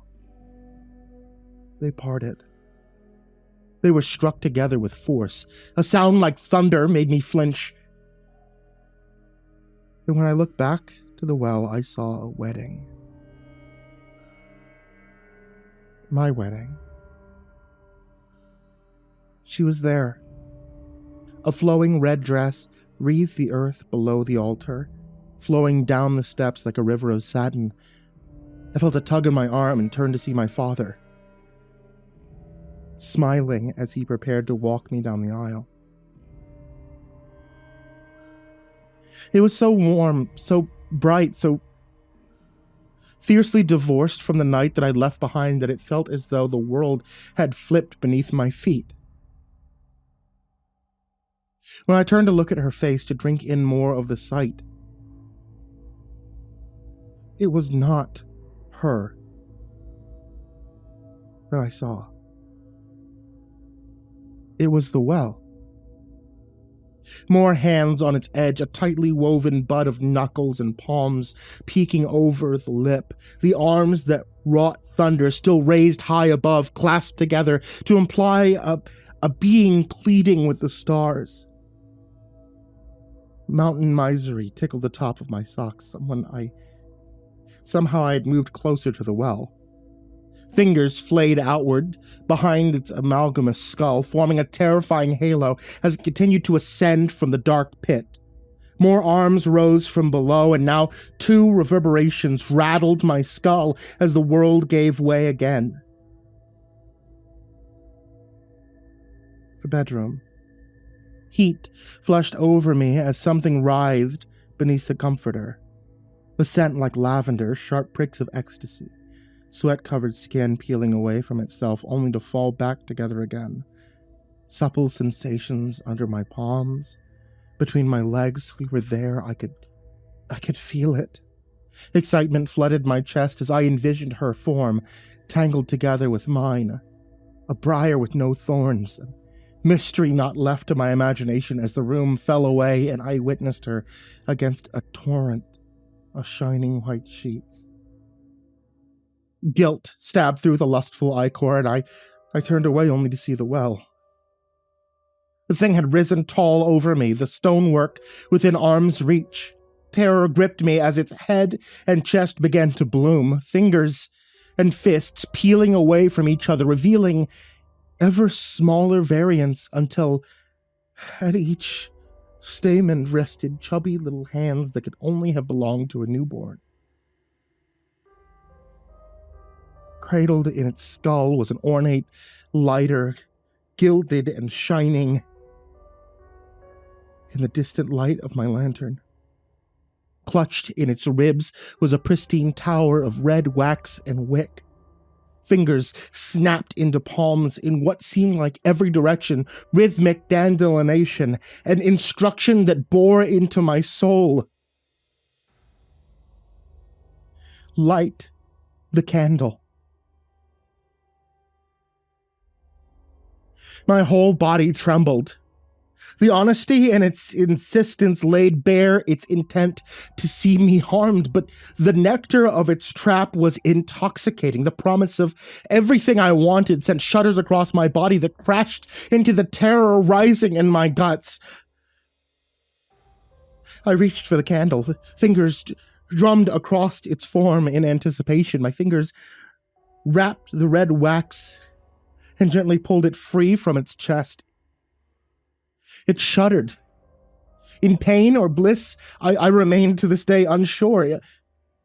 I touched the lighter. It fell easily into my palm. The drumming intensified. Waves of undulating digits rolled across its vaguely human silhouette. Fervent snaps, forming a song of want and plenty. I struck the lighter, its light casting deep shadows that flexed and sprang away like fleeing rabbits. I brought flame to wick, and it drank gleefully. All at once the night went limp, gentle flicks of flame, that sole source of movement. The thing was dead still, frozen in its strange dance above the well. A sharp clap rang clear through the dark. Its sound reverberated endlessly in all directions, quickly growing in intensity. The tonal torrent was oppressive, and I backed away, holding firm to the candle while attempting to cover my ears. A new impression pierced my mind and engraved itself into the darkness behind my eyelids. When that candle goes out, you will die. Then it was quiet again. When I next opened my eyes, the world was white. Neither the well nor the manor in view, and then chaos. An unending hurricane of joy, hunger, pain, loss, and terror. Every second of my life was being playing out at nauseating pace that remains painful to recount. Sounds blended into screeching, disorienting scents, coalesced into vile incense, and my vision was a blur of shapes and colors. I was allowed to miss none of it. By some horrible curse, I felt every stab of pain, saw every sight, and agonized every emotion. The sensation of molten red wax pooling and flowing over my hands was dull and distant in comparison to the unending flood of input from my entire life. And then it became unfamiliar. A life I had yet to live shot past me at such speed that there was no time to dwell in any of it. Joy gave way so quickly to sadness, and in the next instant that sadness had reverted to joy, a cycle of existential whiplash, a sickening distillation of raw experience. The candle's flames drank hungrily at the wax. It might have been hours or days before I finally managed to call out into the opalescent fog of noise and static, "I don't want this!"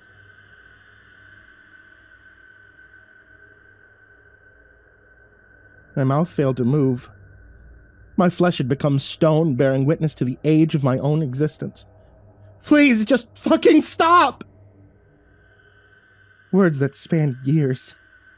I held them in my mind, trying desperately to shut out the smell of ammonia and my father's still face as it flew past. "I don't want this, please!" A new cry to mark a decade. Her face filled with wrinkles, a smell of nostalgia and comfort. My time was running short. A series of snaps shattered the stupor.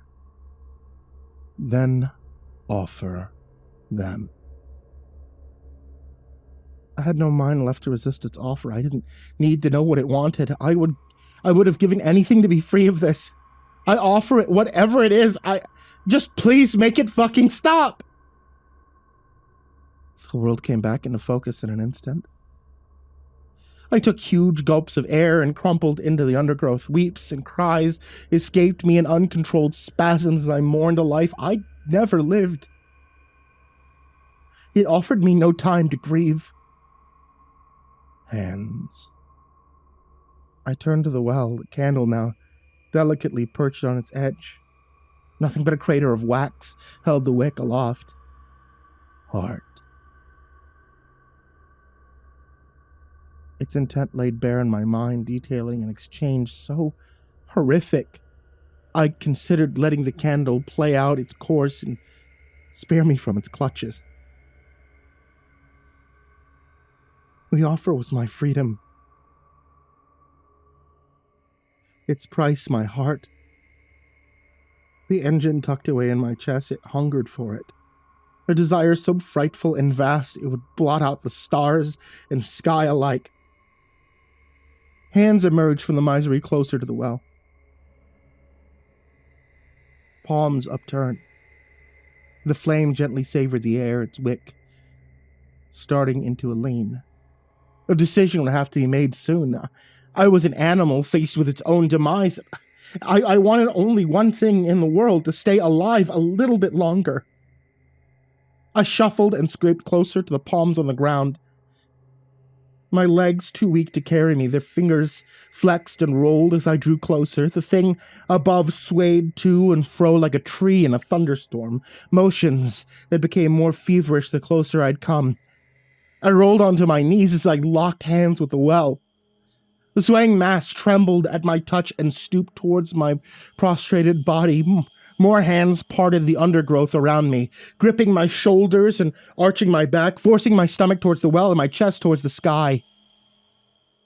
I'd never seen it so clear, the growing scar of the Milky Way, was stark against the grand tapestry of ebony that held it above me. Imprisoned there before the vastness of the sky, it felt for a moment like I could fall into that endless depth. I stared hard at those stars, little dots of light a million miles away. A notion of vain naivety held me aloft for a moment more. I hope they remember me. A single muscular arm unfurled from the writhing silhouette, tracing through the night air towards the space between my midsection and chest. Its digits formed together into a spade before slipping beyond my vision. Fingers from below found their way between my lips to stifle and hold low. Each breath brought it closer. Uncontrollable spasms of terror racked my body in anticipation for what was to come. A small, firm pressure below my sternum signaled its arrival, pressing into my flesh. Deeper and deeper it went, the agony of my skin and muscle slipping aside the piercing path of the arm as it pressed on was horrific. I flexed and spasmed in its grip, desperate to flee the indescribable pain. I bit hard at the fingers in my mouth, no reaction. Its path and pace were absolute. All that came was a taste like licorice as they drowned my tongue in their weepings.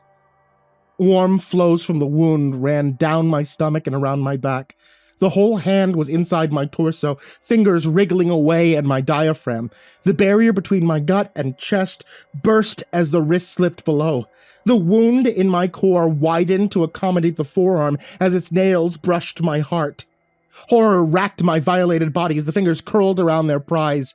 Each pulse of blood, a new revelation of agony, and then it began to pull.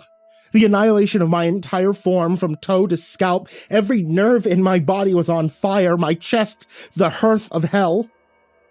Blood vessels pulled taut as the arm retrieved from its burrow, snapping in sharp reliefs of pressure that wrought more and more waves of death and despair. The candle burned silently as the hand exfiltrated its crimson want. My body failing, I watched as it raised my desperately beating heart towards the open crown of its head. Many hands scratching at the air, desperate for a taste of the spasming organ. The hand drew close to the hungry bloom, palms closing eagerly around the red drum. And in a single sharp motion, it was crushed. The last thing I saw before darkness claimed my vision was ribbons of ruby spraying free in every direction.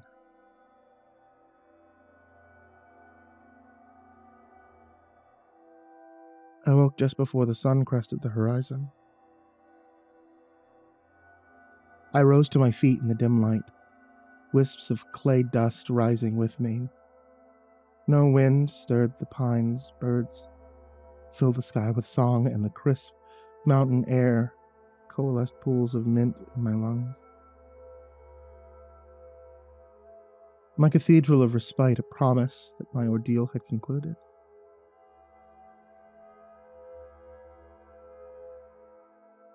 The well was gone.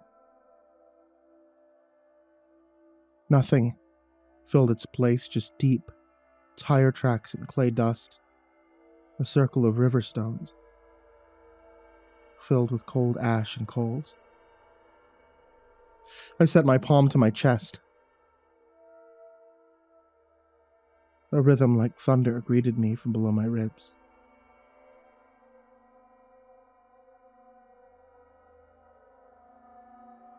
We didn't move away. Dad is happy. That girl is in my bed. The thing in the well hadn't lied to me, and as I lay here among the fruit of my every wish, writing down the macabre details of that night, I finally understand the cost of want and the price of plenty.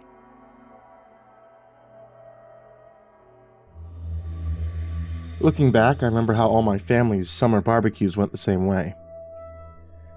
They'd be the initial bustle of uncles and aunts arriving with kids, clinking paper bags full of liquor and lopsided foil trays of macaroni and lasagna. First, drinks were poured, meat was thrown on the grill, and cackles followed light gossip in the crowded kitchen.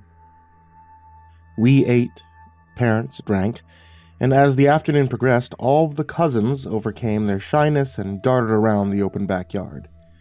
The older crowd took up residence in plastic-woven chairs with cups in hand.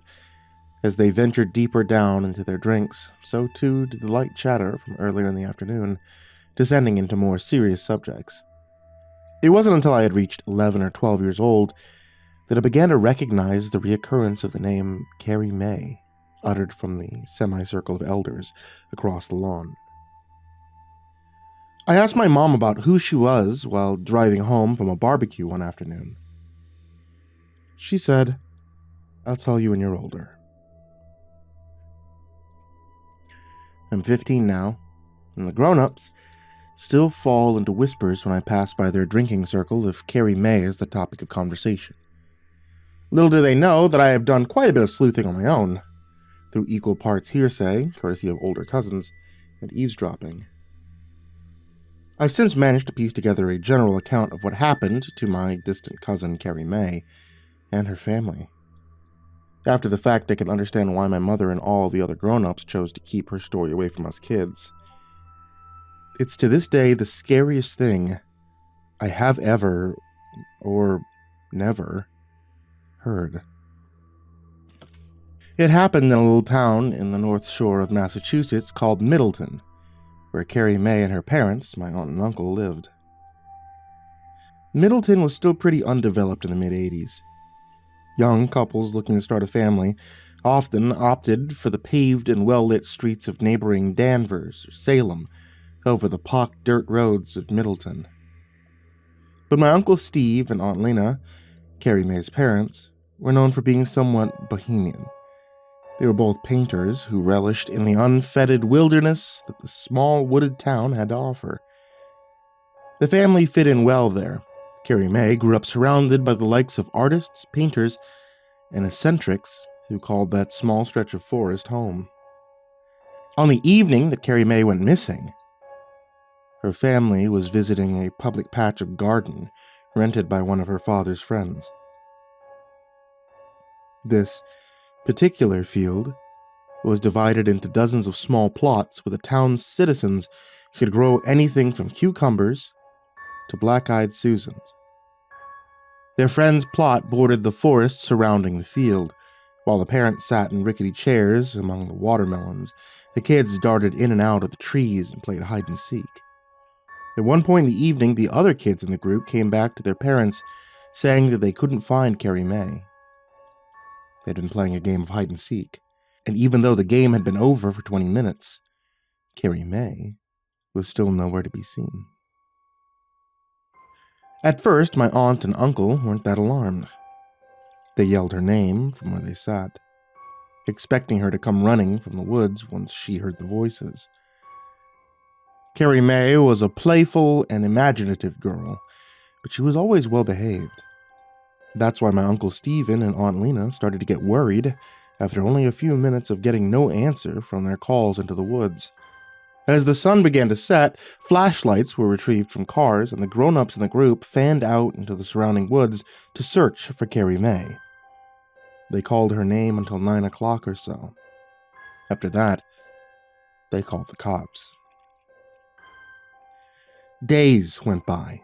Weeks. All the while, police officers and volunteers from Middleton and neighboring towns combed the woods, going miles into the New England forest. Yet despite the fervor of the search, not so much as a shoelace was recovered. After 1 month of flyers, false tips, and whirs of helicopter blades and television appearances, my aunt and uncle first began to consider the possibility that they would never see Carrie May again.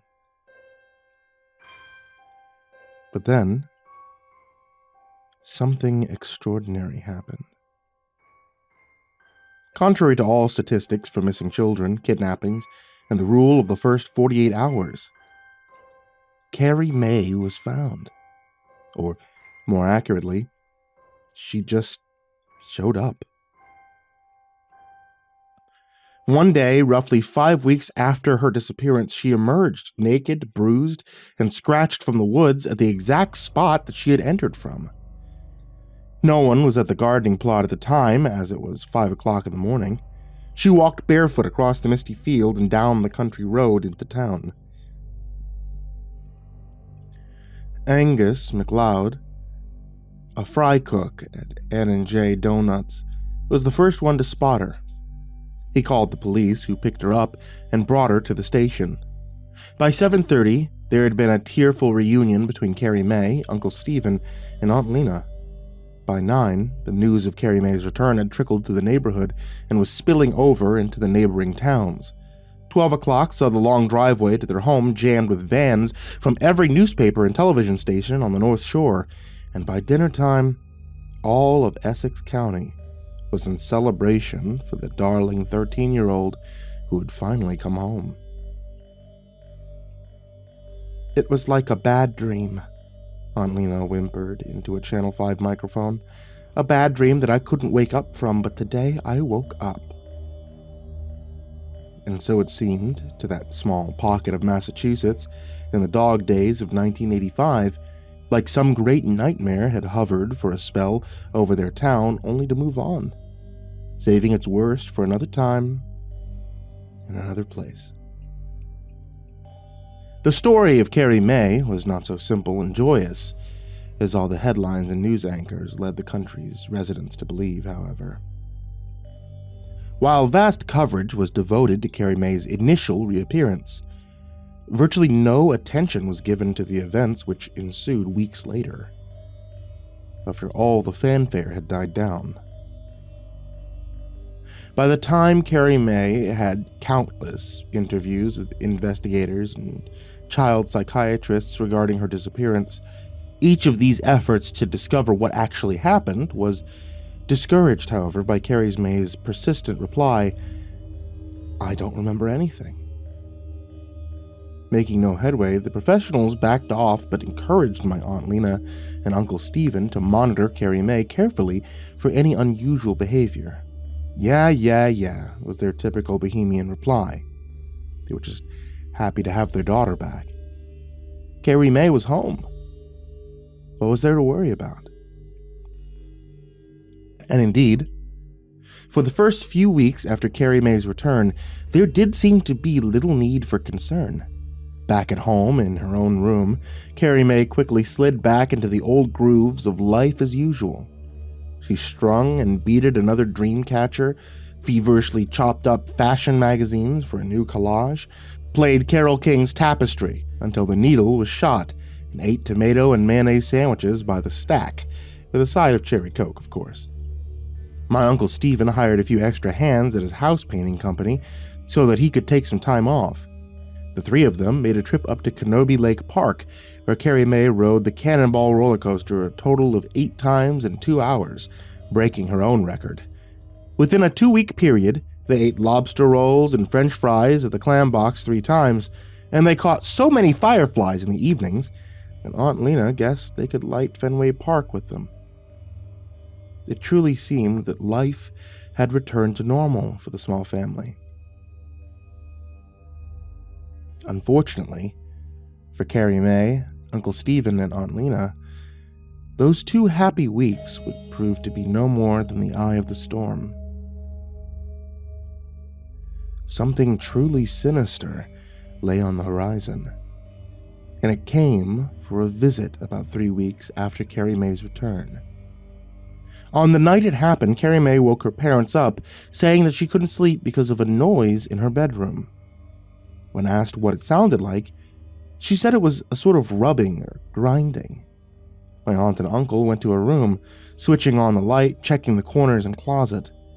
They listened, too, but after a minute of hearing and seeing nothing out of the ordinary, they told Carrie Mae that she could sleep with them that night.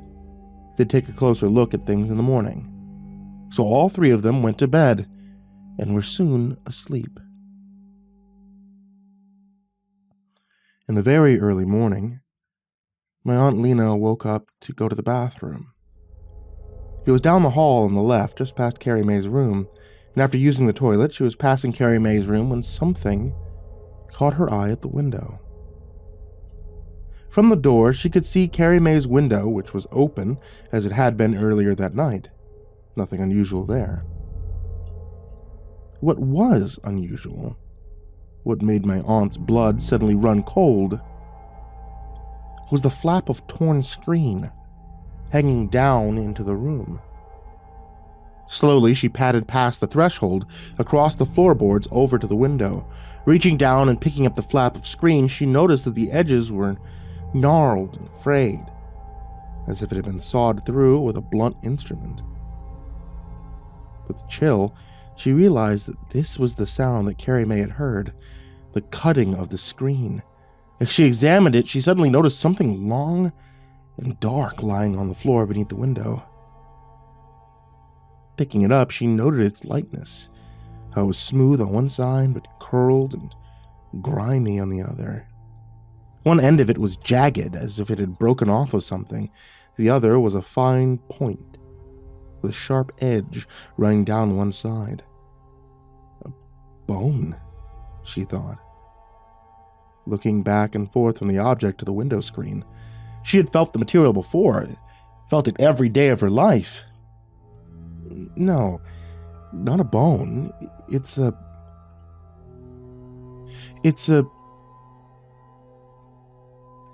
was then that she came to the sickening realization of what had been used to open the screen that she heard it.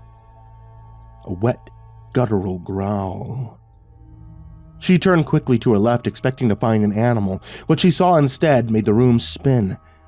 There in the corner, lit partially by moonlight, stood a woman. But not just any woman. It was the most horrifying creature, animal or man, she had ever seen. The mere sight of it made her sick with revulsion and terror. It was completely emaciated. The filthy floral dress hung loosely from its shoulders. Its neck barely looked able to support the large head covered by a great, wild, and greasy nest of black hair.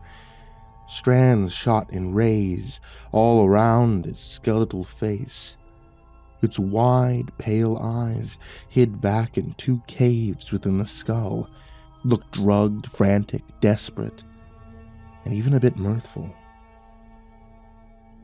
They hung above a thin, carved sliver of a mouth, which seemed both to smirk and scowl, revealing flashes of black, rotten teeth. Bloody scratches and splotches of mud, dirt, and filth speckled its twig-like arms. It had no shoes on. Both feet were black with earth and brown claw-like toenails dug into the floor where it stood. The nails on its hands were easily the length of the fingers from which they grew. In a fitting observation, they reminded Aunt Lena of the sloths she had once seen at the zoo. 9 great black curls hung from the 10 grimy fingers. The 10th, of course, Aunt Lena held in her own hand. It had belonged to the left index. Upon seeing the cracked stump where it had once been, she dropped it to the floor. The thing raised its right arm and pointed a dagger nail at Carrie Mae's empty bed. It growled again, only this time Aunt Lena realized it wasn't a growl at all. It was a word. Girl, where's the girl? As it spoke, drool dribbled from its cracked lips, from between jagged black teeth.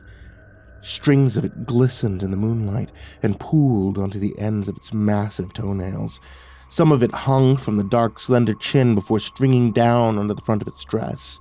While watching the spittle roll down past the bumps of its tiny breasts, Aunt Lena came to another horrifying realization.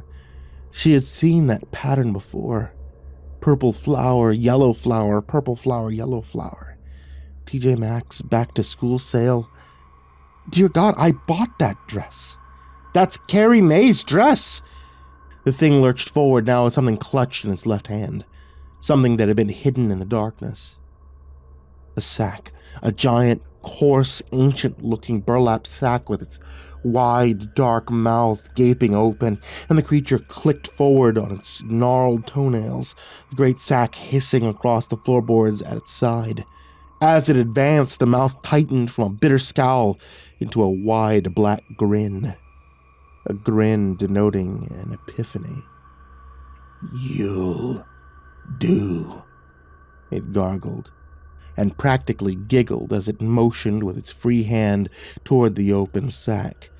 "Get in, get in, get in."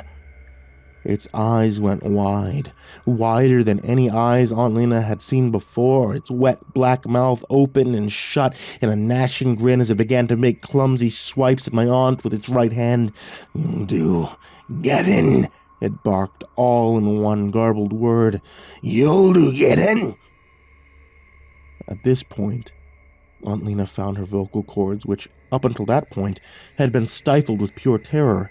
Her survival instincts loosened the screams that had been mounted in her throat since seeing that flap of torn screen. She screamed with all the delirium and abandon of a creature caught in the claws of death. Backed up against the wall behind her, she quickly scuttled sideways towards the doorway and dashed, screeching down the hall towards her bedroom. My Uncle Stephen was already out of bed. He followed my aunt's shaking finger back towards Carrie Mae's bedroom, only now to find gauzy curtains fluttering in the wind. At the window, he could just make out a thin, dark form retreating to the forest's edge. Dawn saw many of the same officers who had calmed and questioned Carrie Mae 3 weeks before, combing the property. Kicking through tall grass and brush with flashlights, not far from where Uncle Stephen had seen it enter the woods. Officers found what looked like a rudimentary campsite. The bones and viscera of squirrels sat in a pile by a leaf pine needle mattress. A dugout latrine sat 10 paces from the bed, and under a log near the squirrel remains. Officers recovered soggy, moldering newspapers chronicling the return of Carrie Mae. The entire site had a direct view of Carrie Mae's bedroom window. It was quickly surmised by everyone at the scene that the woman had camped out in the woods near the house for some time before attempting to abduct Carrie Mae. Maybe a week, maybe more. Police obtained a sketch of the woman based off of my Aunt Lena's account of that night. It was distributed throughout the county's police departments. The sketch was also used in one final interview with Carrie Mae following the incident at the house. Carrie Mae, who had been surprisingly calm during the whole event, took one look at the sketch of the woman and began to shake uncontrollably. She had a fit, bordering on epileptic, where in the office of the Middleton police chief, while screaming, she attempted to rip off her own skin with her fingernails, screeching, "Like this." She did it like this. The team of psychiatrists later theorized that Carrie Mae's previous abduction had been so traumatic that she had repressed it, leaving no conscious memory of her time in the woods. Upon seeing a portrait of her abductor, however, those memories all came rushing back, overloading her conscious mind, frying it with madness. She left the police department that day on a stretcher, her hands and feet bound by leather straps. Rumor has it that she began to laugh uncontrollably in the ambulance on the way to the hospital. She's lived at McLean Psychiatric Hospital in Belmont, Massachusetts ever since.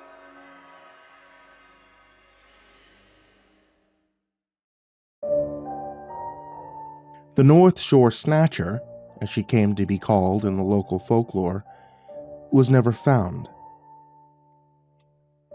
It's 2016 now, and for all I know, she's dead. Or perhaps she's moved on to woods in some other county, some other state. Who knows? The truth is, she doesn't even need to be alive or present to exist. Like something as traumatic as a shark attack or a plane crash, the memory of what happened to Carrie Mae and her family echoes down the years, so that even decades later, the fear remains fresh. So odd and disturbing was the event that the old folks are still left glued to their chairs at summer barbecues, brooding over their drinks and trying to piece it all together. All the while, they keep a watchful eye on that border where the lawn ends and the woods begin.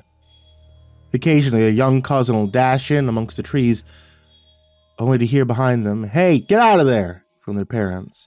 "You don't know what's in there!" The little culprit will emerge from the bushes, stomping its feet in protest and whining, "Why not? There's no poison ivy around here." But by that point, the parents looking past the child, into the gloom beyond the birches, more to themselves than anyone else. They'll mutter, "It ain't poison ivy I'm worried about."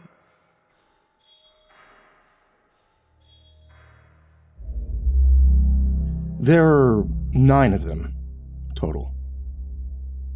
9 massive concrete chimneys sticking out of the landscape like candles on a birthday cake. Up until my last week, the scariest thing about them was the deep booming noise they sometimes produced, which shook the ground. The ferocity of a subwoofer cranked up all the way. They'd spout out one at a time, like geysers releasing pressure. I'd walk the perimeter, and there went chimney 3, followed by chimney 5, and then suddenly chimney 8 and 9 would go together. That's as weird as it got. Before I noticed the thing in chimney 7. I want to make it clear from the get-go, I have no idea what the chimneys do or why they're here. They're alone in a fenced-off field with no buildings in sight. There are 3 padlocked doors on opposite ends of the property, and roads made only from the flattening effect of tires on grass, the one nearest to chimney 7 being overgrown. I think there must be bunkers beneath my feet, although I suppose the doors could also lead to storage sheds. It's hard to tell, and I've been told not to ask. Why are the chimneys there? Is this some sort of nuclear power plant? Are they testing sound cannons? Are they part of an experiment? Pressure valves from a dormant supervolcano? I don't have answers to those questions. I wish I did, but I'm just a temp. Anytime I've tried asking, I've been told the answers were on a need-to-know basis, and all I needed to know was that the chimneys needed patrolling, and that patrolling them was my job. That and reporting anything unusual. The first few weeks were fine. It took a bit of adjusting, especially to the noise. The first time I heard the boom, I was so scared I nearly peed myself. I thought something had gone wrong and that the whole field was about to collapse. I know it sounds like I'm exaggerating, but really, put yourself in my shoes. You're minding your own business when your temp agency calls in the middle of the night. There's an employer offering twice your hourly rate on the condition that you leave immediately. It's the new moon, right? So you drive 30 miles out of town in complete darkness. You get there. There's only one guy there to greet you. He tells you their patrolman never showed up for his shift tonight. Gives you the job. Makes you sign a non-disclosure agreement. Tells you to walk around the field, climb the chimneys, radio and anything strange. That's it. He leaves you there. You start to walk. It's the dead of night, no traffic. Complete and utter silence. And then suddenly, boom! It's terrifying. I tried to radio it in, but it took half an hour to find a spot where the connection was strong enough to hear the reply. That's normal. Keep patrolling. That's what they told me. Cold, clinical, straightforward. Each subsequent boom made me less and less nervous, but I never quite got out of the split second of dread they caused. I think it's because they came at random. There was no way to brace myself. If you know every single garbage bin might have someone in it waiting to jump out at you, but you don't know which or when, that spike in your heart rate will be a lot higher. I'm not here to tell you about the booming noises. I'm here to tell you about Chimney 7. Chimney 7 was just like all the others. I'd say it was approximately 9, maybe 10 stories high. There was a graded and, in places, rusty spiral staircase circling around it all the way to the top. I couldn't tell you the exact circumference, but it was wide enough that you'd be able to drop a car into the hole without hitting the sides. It took approximately 6 minutes to climb the stairs and only 5 to get back down. And that's without resting. Up until my last week, Chimney 7 was no different from the others.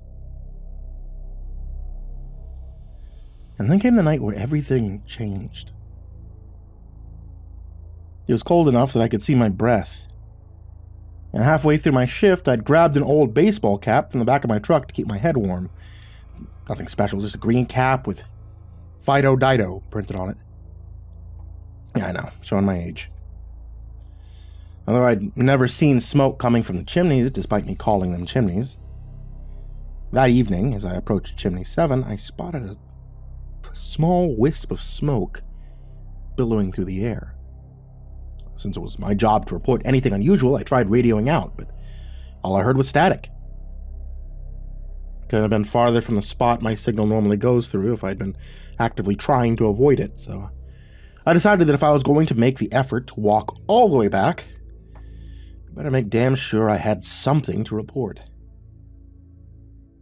Began climbing the steps around Chimney 7. And as I did, I heard a low growl that stopped me dead in my tracks. I closed my eyes, and I listened. But I couldn't pinpoint the source. Figured it was the sound of the grate buckling in the cold, maybe scraping against the concrete wall, but the closer I got to the top, the louder it got. Once I reached the topmost platform, I realized it was coming from the chimney, something mechanical, I figured. Probably malfunctioning to boot. I figured I'd have a look into the chimney. But I was reluctant, see. I'd never tried before, nor have I been instructed to do so. I mean, I suppose I could have, but those damn sonic-like booms made me nervous. All those nights in the dark made my imagination run wild, and I had this vivid, unshakable mental image that if I craned my neck and looked into the hole, the chimney would boom, and my head would just be blasted straight off my neck. With that fear very much at the forefront of my mind, I gripped the edge of the chimney and shyly poked my head over just enough to be able to see. There was nothing but blackness beyond the top few stories. Blackness and a symphony of wind howling through the tunnel, with a growl that seemed to cycle from low to high to low again, as though the chimney were a sleeping, snoring giant.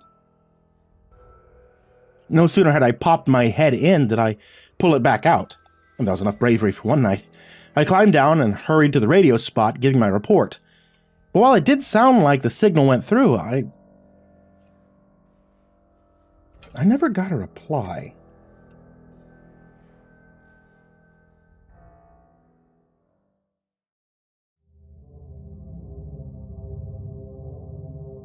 The next night, I wasn't quite as reluctant to look into Chimney 7. All evening, I'd kept tabs of which chimney had been booming, and good old 7 hadn't done it once. I figured it really was defective, and therefore safe. I climbed the stairs to the same growly tune, and I peered inside, pushing my head in further than the night before. A gust of wind coming from deep below flung my cap in the air and out of reach. It spiraled its way down the chimney like a helicopter seed. It disappeared from sight. I wasn't fond enough of the cap to contact the employer and beg for it back, but I wished I had something to stay warm. I flicked my flashlight on and moved the beam in circles, if only to see what had become of it, but the light The light couldn't penetrate far enough to see the bottom. Oh well. Again, I went back to the radio hotspot, and again, I mentioned the dysfunctional chimney. Still no reply. Something told me to steer clear of Chimney 7, and I listened to my guts for as long as I could. I'd circle close, but not too close to it, examining it from the vantage points of Chimney 6 and 8.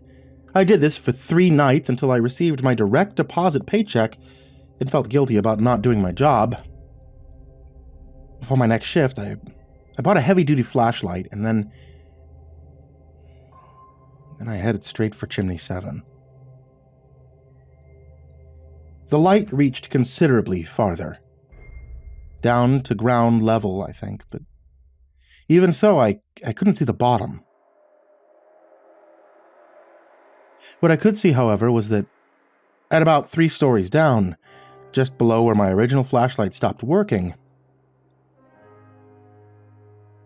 I discovered scratch marks. I mean, I guess they could have been anything. Even with 20/20 vision, it's hard to tell a scratch from, say, a scratch-shaped graffiti. All I know is there was something marking up the walls all along the circumference. I mean, I was already spooked from the scratches, so I don't know if what I saw next was my mind playing tricks on me, but as I panned the halo around, I caught something on the farthest side. It was some sort of long, black shape. As soon as my light hit it, 2 bright spots reflected back at me and momentarily blinked at me. By the time my vision finally cleared and I looked again, there was nothing but concrete below. Took all my strength to finish my shift. I just had to remember the dollar signs that came with the mounting terror. They somehow convinced me I was imagining things. All the chimneys were quiet, and I found myself dreading the silence more than I dreaded the booms. It was raining, hard, which might explain why, as I walked past Chimney 7, I couldn't hear the growl I'd become accustomed to. I didn't want to go up, but I couldn't neglect my rounds again. It wouldn't be right. I was careful the whole way, hand clinging to the guardrail as I navigated the slippery circular staircase. Every step seemed to make the whole thing shake, and I was afraid the rusted metal would break once and for all. I was suddenly very aware of my added weight, what with the water having seeped into my clothes. Fortunately, the structure held, even though its integrity was in question. As I reached the platform at the top, I thought I could breathe a sigh of relief, but something caught my eye while I was trying to catch my breath. The rim of the chimney was broken. Large pieces of concrete littered the platform. I didn't need a flashlight to see the scratches this time. As I glanced into the chimney, I found deep gouges scratched up the wall all the way to the top, 3 on each side, with a 4th that seemed to come from a different angle. The cuts were deep and purposeful, like desperate fingers raking a cliffside as a hiker clung for dear life. Whatever clawed its way up, machine, animal, or... I didn't want to think of the alternatives. It was now somewhere out there, in the dark, and its grip was strong enough to break concrete. I had had enough. Everything about this damn job put me on edge, and even though there was a reasonable explanation, maybe the gouges had been made by a grappling hook or a device to slide down the chimney from the top, like the ones window cleaners use, I was done. I was D-O-N-E done. As much as I wanted to run down the staircase and back to my truck, the rain was still coming down in sheets, and the last thing I needed was to slip and crack my head open, so I went slowly and methodically. And then suddenly, My worst nightmare came true. The stairs shook violently. I didn't mean that there was a gust of wind that made them jitter. I mean, they were shaking. My stomach dropped to my feet as I imagined whatever had created those deep cuts in the chimney was now climbing up towards me. The metal screeched as it bent, a sound far more unsettling than growling coming from a chimney, and a sound more grounded in reality and in danger. I screamed and hung onto the railing for dear life, and then I felt a pop. Not in my body, but against my body, but through the metal. Pop, pop, pop. The bolts connecting the hinges to the chimney were falling out one by one. Through the heavy rain, I could have sworn I heard a scream like a coyote, and then the staircase went still. I was out of breath. I was on my knees, arms wrapped around the railing and paralyzed with fear. I could tell the structure was no longer safely fastened to the tower as it was swinging in the wind. But I couldn't see the extent of the damage. It took me a few minutes to gather the courage to start moving my white knuckles stiffly, releasing my death grip. It should have taken 5 minutes to get back down, but I spent 15. The longest 15 minutes of my life. I could hear the staircase shifting as I slowly made my way from step to step, hoping it would hold and trying not to shift my weight and throw everything off kilter. I didn't know how many bolts were left, or if my weight could make the others come out. As I neared the bottom, I saw the final flight had been pulled from the chimney. It was now suspended in the air. The handrail was warped outwards and undulated in parts like a bent twist tie. It was still too high to jump off, so I had to climb down as the stairs rocked like a ship in a storm. Solid ground never felt more solid. Until I saw something out of the corner of my eye. And the bottom seemed to drop out from under me. Between chimney 6 and 7, I found a baseball cap. It was shredded, but there was no mistaking the Fido Dido logo on it. It was mine. Around it were long, narrow footprints about the length of my arm, with branches stretching out in 4 different directions like talons. I didn't wait around to see what had left them.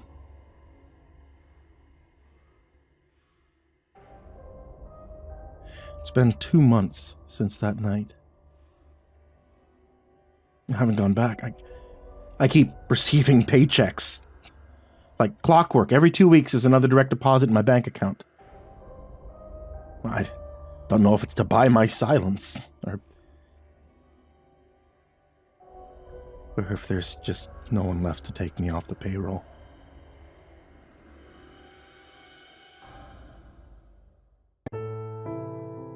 Hey there kids, it's me, MrCreepyPasta, and I just wanted to tell you thank you so much for watching tonight's video, or by listening to tonight's episode of the podcast. I know I haven't had as many updates as I would like to have on the channel lately, and things just kind of get really hard with shit that's happening in my family. But hey, I wanted to say thank you so much for being around. Thank you so much for still supporting me and for coming back to listen to new stories. If you guys want to get updates anytime that I do upload, then please go ahead and hit that subscribe button and ring the bell. Or if you're listening over a podcast, I think it's still a subscribe button or a follow button or whatever happens. Those happen to be. As always, I want to give a very big thank you to everybody out there on patreon.com/MrCreepyPasta. A very, very big thank you to everybody there, and to especially Jordan Humble, Diana Kraus, King Crab, Calcifer420, Veronica Lynn Lopez, Marlon Chavez, Azazel66603, Ethan Leon, Polaris Prospect X, Blake Rattler, Viceroy Scorn, Samara Lynn, Disciple, Sillyman, Brandon Mendoza, BrimstonePandemonium, Caltuna, William Wellington, Scruffy the Janitor, Brenna Crow, Lakeda Canizales, Smiley the Psychotic, Dante Kinkade, Simba's Bloody Mojo, CursepoxPrimarch, M, Jettis Pet, Clonable, Jay Kieran, Mike, himbojerry, CrusaderChocobo, Remember the Sun, Estebean, Hour Minute Second Time, Seclude, Salty Surprise, Red Shadowcat, Turtleman, Mr. Marcus Blitz, Voice of Sand, Ficomel, Melted Lake, Tully Sue, Croconut 509, Stricken, Freddy Krueger, HIDive nephew, Tommy Walters, AcidSystem, Sky Harbor, Nico Kyle, Tristan Pelton, BallarmsTheRat, The Ginger Bros, Daniel Poulsen, and CoryxKenshin. To all of you guys there, everybody who's down in the description, and everybody who can just give $1, I want to say thank you to you guys. And if you would like to join this list in the description, head over to patreon.com/MrCreepy. And if you would like to join this list in the description, sweet dreams.